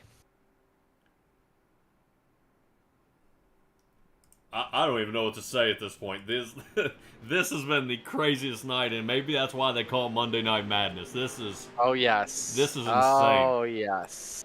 These guys put on one hell of a show. This is crazy. Just how many cars are getting mixed up. I'm not bashing these guys at all, but I do want to go ahead and mention that Coast to Coast Racing School out here. Check out the Coast to Coast Racing School, where our league's top drivers have volunteered to help league drivers improve their driving skills free of charge.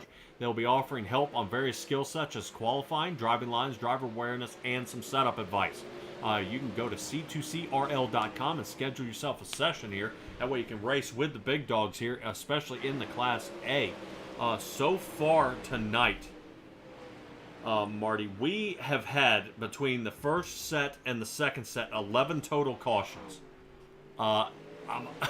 I don't think we'll have, we're not going to double that here. But, man, this is just, there's a lot of tough driving out of here from a lot of great drivers, and there's just only so much real estate these cars have to go. Yeah, I think we're in for a good one. I'm seeing some wild wrecks break out in the back straightaway. Yeah, it looks like somebody's got mashed to pieces over there. Chris Schaefer's kind of one of them.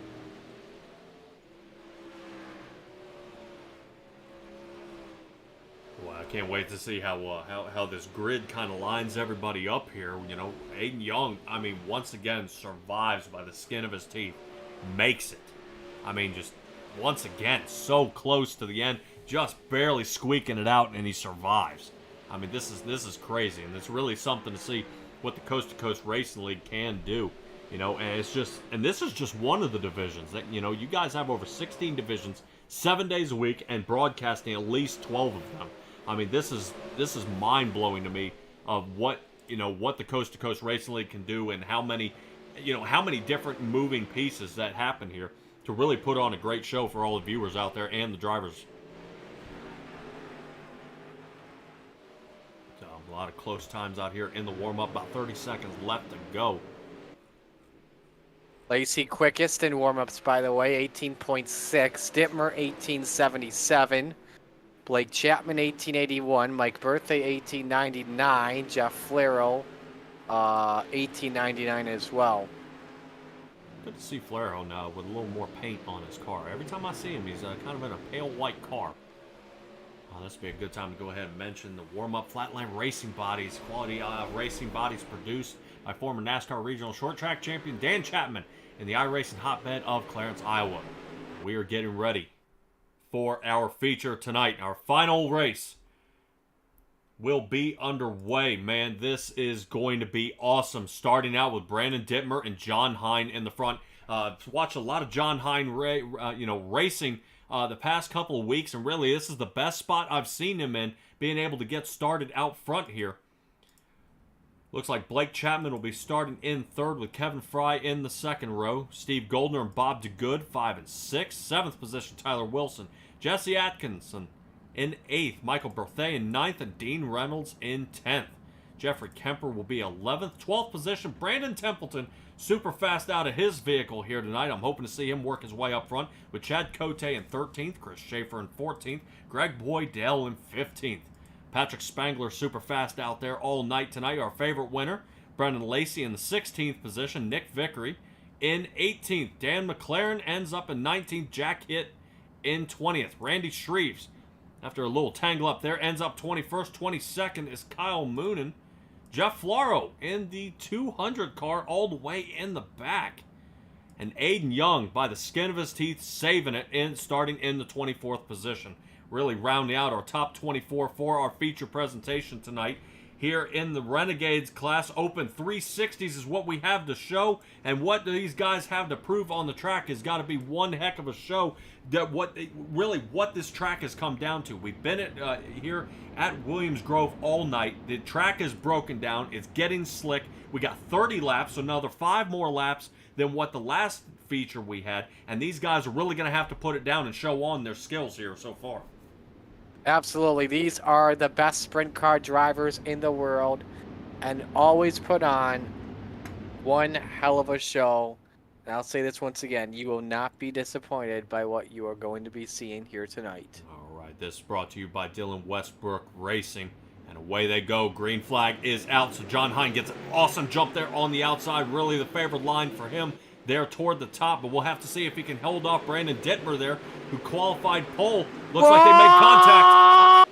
Oh, that was so tight. I thought they were going to wreck everybody there. Cautions on the racetrack. And it is for Kemper and a couple of others. Oh, wow, we got 3 upside down. Jack hits one of them. I want to see if we can get a little closer to the top here. Kind of take it Templeton. You're looking at it from an aerial shot. Oh, Dean and Kemper got together in 3 at the top of the screen. Oh, man. Oh my, Patrick Spangler. That's so tight. A couple of drivers fall out of the ballpark there in that situation. I'm going to look here from another angle. Wow. Kemp, you know what happened? You missed it as well, but Kemper got into birthday, which sent him sliding up. Left Dean with nowhere to go. Yeah. Yeah, we are definitely looking at that view from the top by that Ace Designs drone view here, and it just starts absolutely collecting the entire field here. Let's get a little closer. You just see the carnage from everybody there. The 217 almost snakes out of there, but is unable to get it done. Jack Hitt gets kind of smoked out of that one. All right. Man, either way, man, it's still, you said these guys get one good fast repair and give it another shot. But it's definitely tough out there. Stellar Stella out there in the chat. Let's go for record 30 green flag laps. Never mind, didn't make one. That's really, you got 24 drivers trying to sling it sideways into a turn on dirt. I mean, to me, you can only expect so much. Contact, yes, but I think somebody just kind of, once it clips, turns you sideways, you are a sitting duck. That high line being the more preferred line, everybody else was there, so it just started the accordion effect there and just collected everybody up. Brandon Dittmer, Hine, Blake Chapman, Kevin Flying Fry, and Steven Goldner starting out our top 5. Bob DeGood getting a good brush of luck here in the 6th position. Tyler Wilson 7th. Jesse Atkinson in the 8th. 9th is Michael Berthet and Cote in 10th. Right now, 1 through 9, they're locked in where they started, but Cote is the only one in the 10th position who is up 3 positions so far. So Brandon Dittmer is going to bring us to our green flag here, Marty. Yeah, you see the scoreboard, by the way, reset for those wondering why it's doing that. It's just normal on lap number 1. Dittmer got the wall and almost opened the door for John Hine to get to the bottom. Now Chapman gets a run underneath for the runner-up spot. See if the salesman can take that away. Remember the Rebels feature. Everyone worked the bottom side. That was the dominant lane.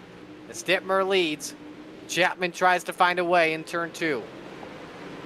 Yeah, definitely trying to work there. John Hine taking a very high line there. It didn't seem to work out. It shuffled him way back into the 4th position at this point. Right now, my tower is going absolutely insane. I think it's trying to figure out... It's going to update. Yeah, it's going to where update. all the cars are here. Yeah, we are trying our best. 2 laps down, 1 lap down. With Moonen, I think. It's a glitch. I think Moonen got out of the ballpark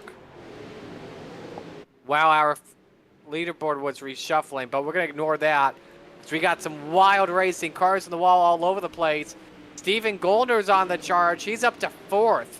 Just got past Kevin Fry, and he wants 3rd on the Professor. All right, hopefully I don't take this thing to 3 wide too soon. A lot of racing left to go here, as we are definitely trying to give it a good push around here. John Hine now, right, is a 3 wide condition here. John Hine going to try to switch it up. Good move there by him, keeping calm and starting to dial it back there a little bit and get a good aim. But man, he's having a really, John Hine's marching back here a little bit while Brennan Chapman, by the way, we missed this. Chapman got the race lead.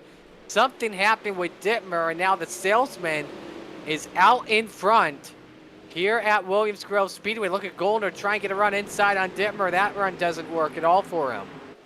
Yeah, we're seeing a fast man on the move right now. Brennan Lacey up 12 positions into the 5th spot. You see him dialing it right there on the inside. Oof. Makes contact. Looks like with Fry, and Fry now out of control. But he could. Nice save. Great job by Kevin Fry. Hang on, Bob DeGood got a wheel clip of Kevin. Nice save, but now you got to watch Brennan Lacey closely. This is why they call him low-line Lacey. He knows the bottom better than anyone else does in the Renegades. He's up 13 spots. We're not even at lap number 10 yet in this feature. He did the same thing at Lima Land last week, and now he's, got a battle ahead for 2nd. Goldner and Dittmer, they just touch. Entering turn number 3, Lacey goes 2 for 1 off of turn 4 up to 2nd. Good shot there by Lacey, moving up into the 2nd position. He's 3 seconds off of Blake Chapman, but at this pace so far, with as fast as he's going, he's half a second off. In about 4 laps, he's going to have it. So and look at this. Sorry to interrupt. Look at this lap time. 18:94. Better by about a half second compared to anyone else out there right now. 18:93. Second quick, I think, is a 1942 in that last lap. That's unbelievable.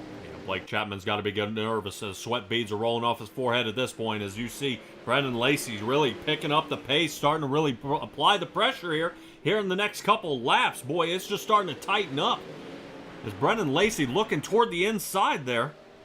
Michael Berthet takes her to the pit road, no caution. Let's go back to fifth. Bob D. Good against Kevin Fry and Chad Cote. That's a fun battle. Got to give it up for Cote, too. Up 6 spots currently at the moment.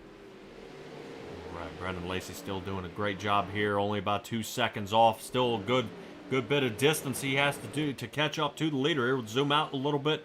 Right there, that black and purple car you see catching up to Blake Chapman there really is just barely keeping out in front as they are now starting to hit lap traffic there toward the back. I believe that is John Hine there. Last car on the lead lap, and that is John Hine. Last car on the lead lap, by the way, for those wondering, is currently Jack Hitt. Hitt is actually now in the pits, rather, I believe, out of the race. Next car they'd catch up to is Jeff Kemper in 17th. Chapman, actually, I should say, is just approaching him. But Chapman's actually kept the gap consistent. Currently 2.3 seconds on Brendan Lacey. So not bad right now for the salesman at the moment.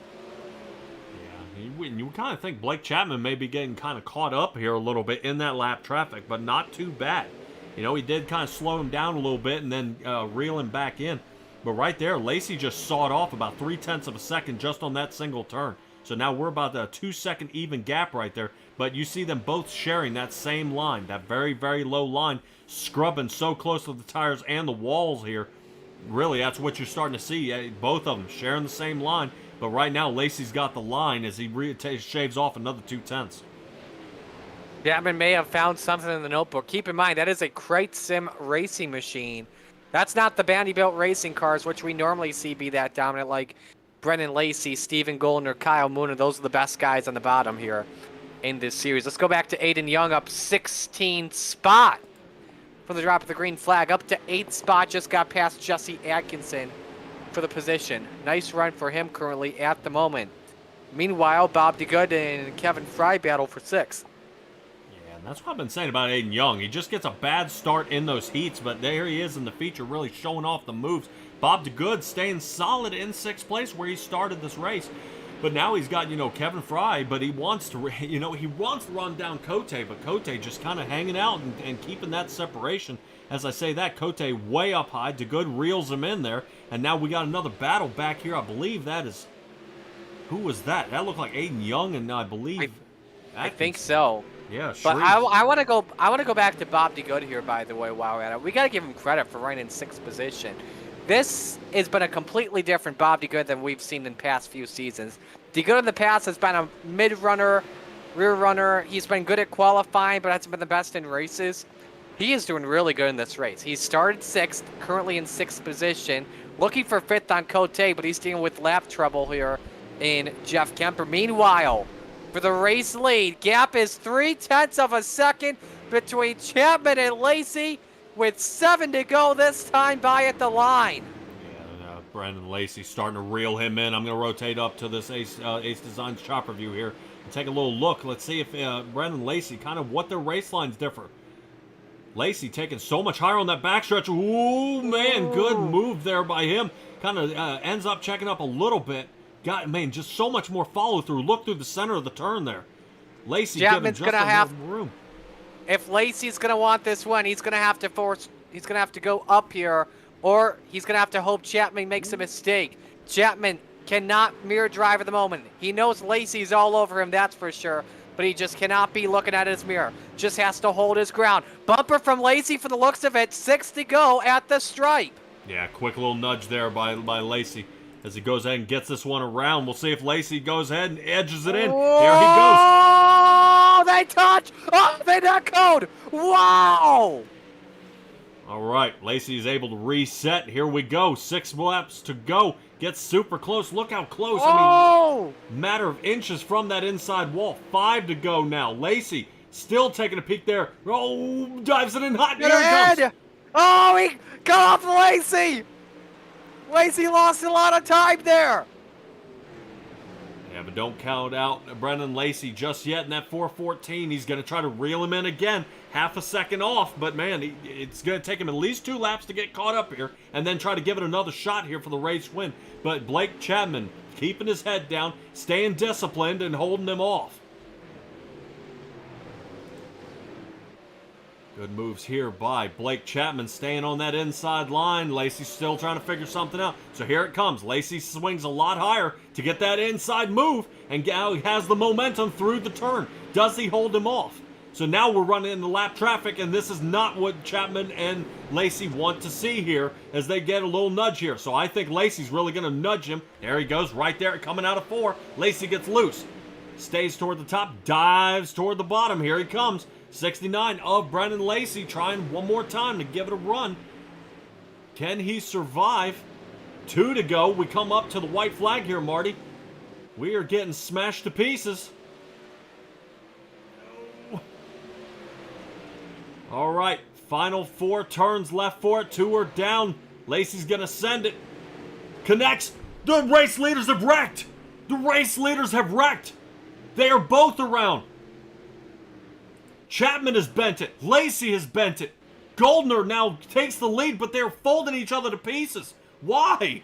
No. Brandon Dittmer squeezes out.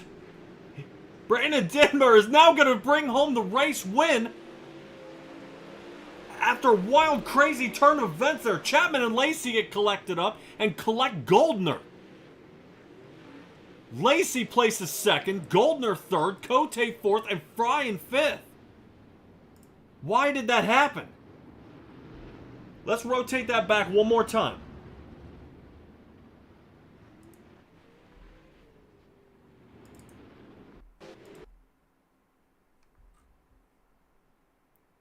Great racing out of these two, but that just absolutely broke their hopes in the ending here. Let's get another angle. Brendan Lacey in the 4:14. Let's get a quick chopper shot, see where they lock. Good slide. Look like he it catches the wall. We'll try to see if we can get out a little farther here. So the 2 of them are out of harm's way, but it looks like I think when they try to spin it around to get back underway, it just starts collecting everybody again. Dittmer in the middle of the track.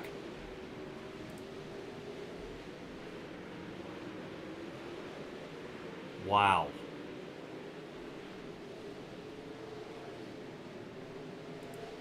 Yeah, Blake Chapman on that one. Let's give it another angle here. Chapman collects up into the wall.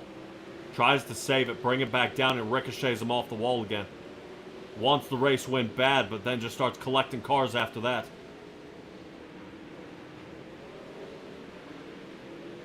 Yeah, and he's on his side, and that is going to do it. Blake Chapman ends up in the 16th position there and absolutely just destroys the idea he may have had for that piece there. Let's get to our race results here, man. That was... You got me? Oh, yeah, you were here, and they're like, what a wild shot here toward the end as I got our final feature up. All right, first off, can you hear me? You can hear me okay? Yep. I hope you can hear my voice there, because apparently that final lap was crazy. I nearly broke my headset. That was insane. And we went through the replay there a couple of times, man. That just... So let me break it down for you here, and I think my iRacing crashed here. There was some netcode that happened. Netcode broke out between the 2 leaders, and it was just... The track was just insanely blocked. So that's what happened. That's unfortunate for both. For your top 3. I never thought we would have seen that again. Yeah, definitely an ugly shot there. Let me see if I can...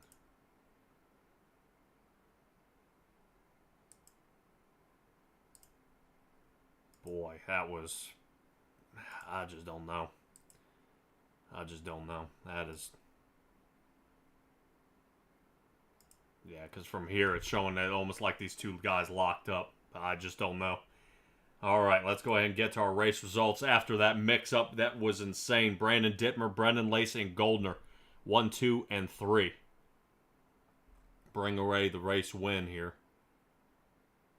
Looks like Cote finishes 4th. Fry 5th. DeGood 6th. Aiden Young 7th. Great job by him. 17 positions up. Randy Shreves in 8th. Atkinson in 9th. Greg Boydell in 10th. We'll round out your top 10 there. We'll kind of move through our final section here of where everybody ended up. Wow. I mean, that was unbelievable. Yeah, Brendan Lacey's the only one who survived out of that one, coming back in place at 2nd. All right. Wow. I'm almost speechless at this point. That was the mix-up from from everywhere. I mean, you can't... Sometimes you just can't wrangle them in of how in the world these guys got where they got. All right, we're going to catch up with our 3rd place finisher here in just a moment. Let's see, we got Steven Goldner here in 3rd place. Here we go. All right. I'll let you take the top 3 here. All righty. Steven Goldner, you got a copy on me, or bud? Yeah, I got you. Dude, what a wild ending there toward the end. How were you not able to snake through and really bring away the race win there? That kind of looked like each other kind of smushed together. I was far enough back. I saw some of that stuff unfold. No one really held their brakes like they should have, probably, to avoid more wrecks. And I just had nowhere to go at. Cars were all over the place there on the back stretch. So, I mean, I would have appreciated a little bit more holding the brakes, but it is what it is. We'll take 3rd and go on the next week. Yeah, still you were able to save it here, man. But hey, look at it this way. A division, you come out here with a 3rd place finish.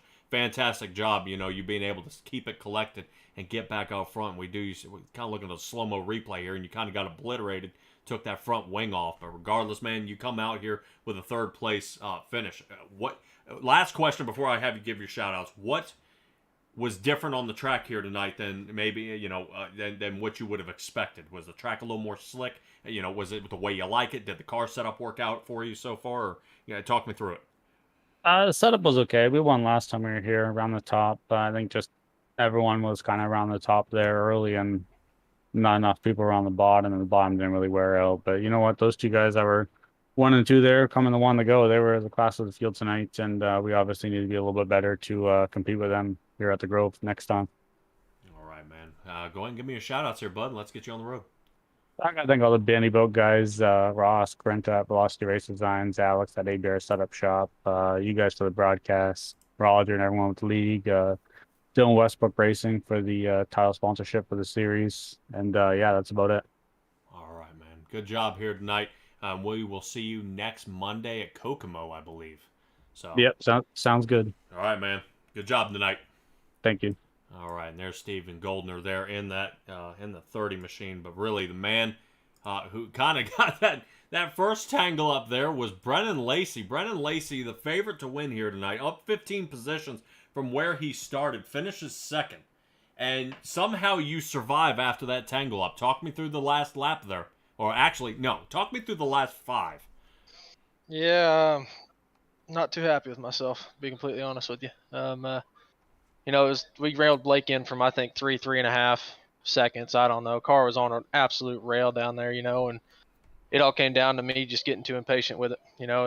I knew he's on the bottom. I knew it was going to be hard to pass him. I tried to stick it in there a couple times, get him to move, and that last one there, that's completely on me, and I owe it to him. Got to own up to that. I got the front end in there, hooked his left rear, and it just took us both. Fortunately, I was on the lucky end of it, but, completely shouldn't have finished where I was at, and that's 100% on me. Can't be more mad at myself right now than I really am. I owe that to him, we'll see what happens here coming up, but didn't deserve that. But had a car, and it was good to reel car in, good to have that speed. But like I said, not too good of a positive takeaway for me tonight, boys. Yeah, I was gonna say, but still keep in consideration. There were 4 or 5 laps to go there, and it looked like he kind of blocked you, and you kind of clipped the inside wall there a little bit that actually dropped you back to have to reel him in for the following 2 laps. So I think to me, from the outside here in the booth, it almost looked like, something was going to happen. Somebody had to break.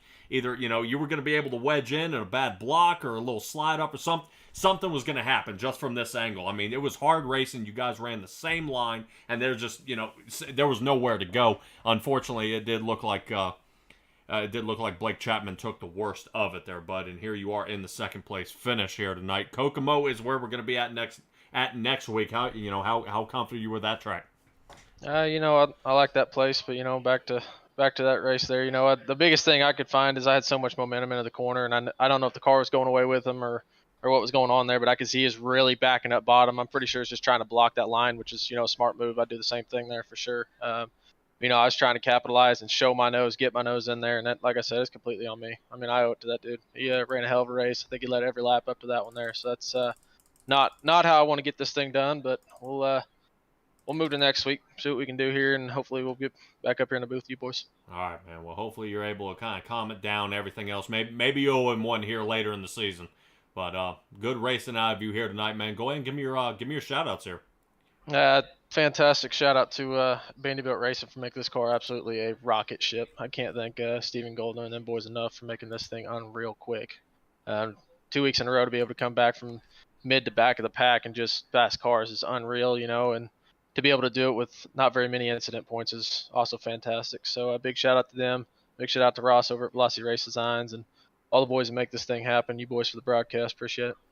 Yeah, appreciate you, bud. Really fantastic racing here tonight, man. Go back and watch the broadcast, and we got a couple angles for you. You might want to take a look out there, man. But great job tonight, and I'll see you next week.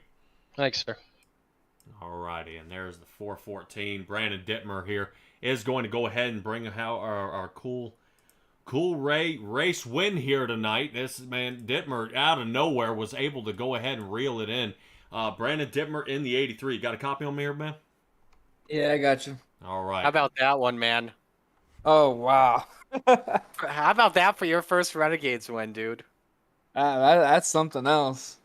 I was going through 1 and 2, and Patrick's in my ear. We're in the team chat, and he's just like, "There's a huge wreck in the middle of the backstretch. All the leaders are caught up." I'm just like, "No way." Get around somehow, manage through that. I don't understand it. Yeah, just a lot of people and trying to share the same space. And like I was saying, first and second there, they had the same race line.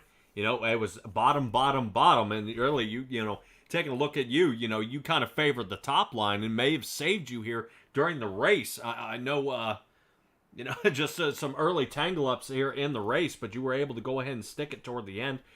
Was the track to your liking tonight? I mean, that setup seemed to work out for you all right, or was there any looseness out there on the track? The track was definitely not to my likeness. The setup was a lot looser. I switched to a lot shorter of a gear right before the feature, and I felt like that kind of threw me off. I love running the top side in 1 and 2, and then bottom in 3 and 4, but I couldn't hit 3 and 4 to save my life tonight. All right, man. Well, we're looking at Kokomo next week. Go ahead and talk me through it. You feeling confident about that track? Kokomo is one of the tracks that I heavily dislike. Oh, so extra practice time for you. Well, we'll go ahead and get you to that practice time. But first, give me your shout-outs here for the night, taking a race win. Speed Shop 51 for the setup. Ross Carena and Velocity Race Designs for the scheme. He did a great job on it. Training Wheels Racing, Tyler Wilson and Patrick Spangler for bringing me on after the end of last season. You guys for the broadcast. Always love going back watching these things. I'll definitely have to go back and watch it, especially on that last lap. Coast to Coast Racing League for the entire league. I love racing in this league. All the competitors, they're all respectful. I think that's about it. All right, Brandon Dittmer, great job on your win here tonight, man. Hopefully there are more coming your way. I know I've watched you race on Tuesdays and Thursdays as well, so hopefully keep your head down and the wins will keep coming there, bud. All right, thank you very much. All right, Brandon Dittmer in the 83. Marty, what a wild run here tonight. Not too many cautions, man, but really this kind of boils down to, just kind of everybody staying patient and getting their way around. Yeah, absolutely. What a night tonight. So glad to be a part of this league. Unbelievable finish, unbelievable racing. Wow. Williams Grove does not disappoint once again. No, it does not. And Dylan Westbrook Racing would love to bring you what we got up on the upcoming schedule. You guys heard me say it before. We're looking at Kokomo for next Monday. If you want to come back for the Monday Night Madness tomorrow, if you tune back in, you guys will be joining me for the Topside Tuesdays. That's going to be awesome race. It should be the midgets 410s, and then we will be a NASCAR Asphalt. We'll be at Michigan. So, it'd be great to have you guys re-show up there. Stella out there in the chat. I know you joined me in here. Don't forget to go ahead and smash that like button, subscribe. You guys join us all the time. And really, that's how we're going to tune in. But hear from Patrick Morrison here in the booth. Marty Zakala. Man, dude, awesome. I love working with you, and hopefully I'm able to catch up with you again. You as well, man. Alrighty, and this is going to do it for us tonight. Y'all enjoy the rest of your night. Be safe, be kind. Have a nice night, guys.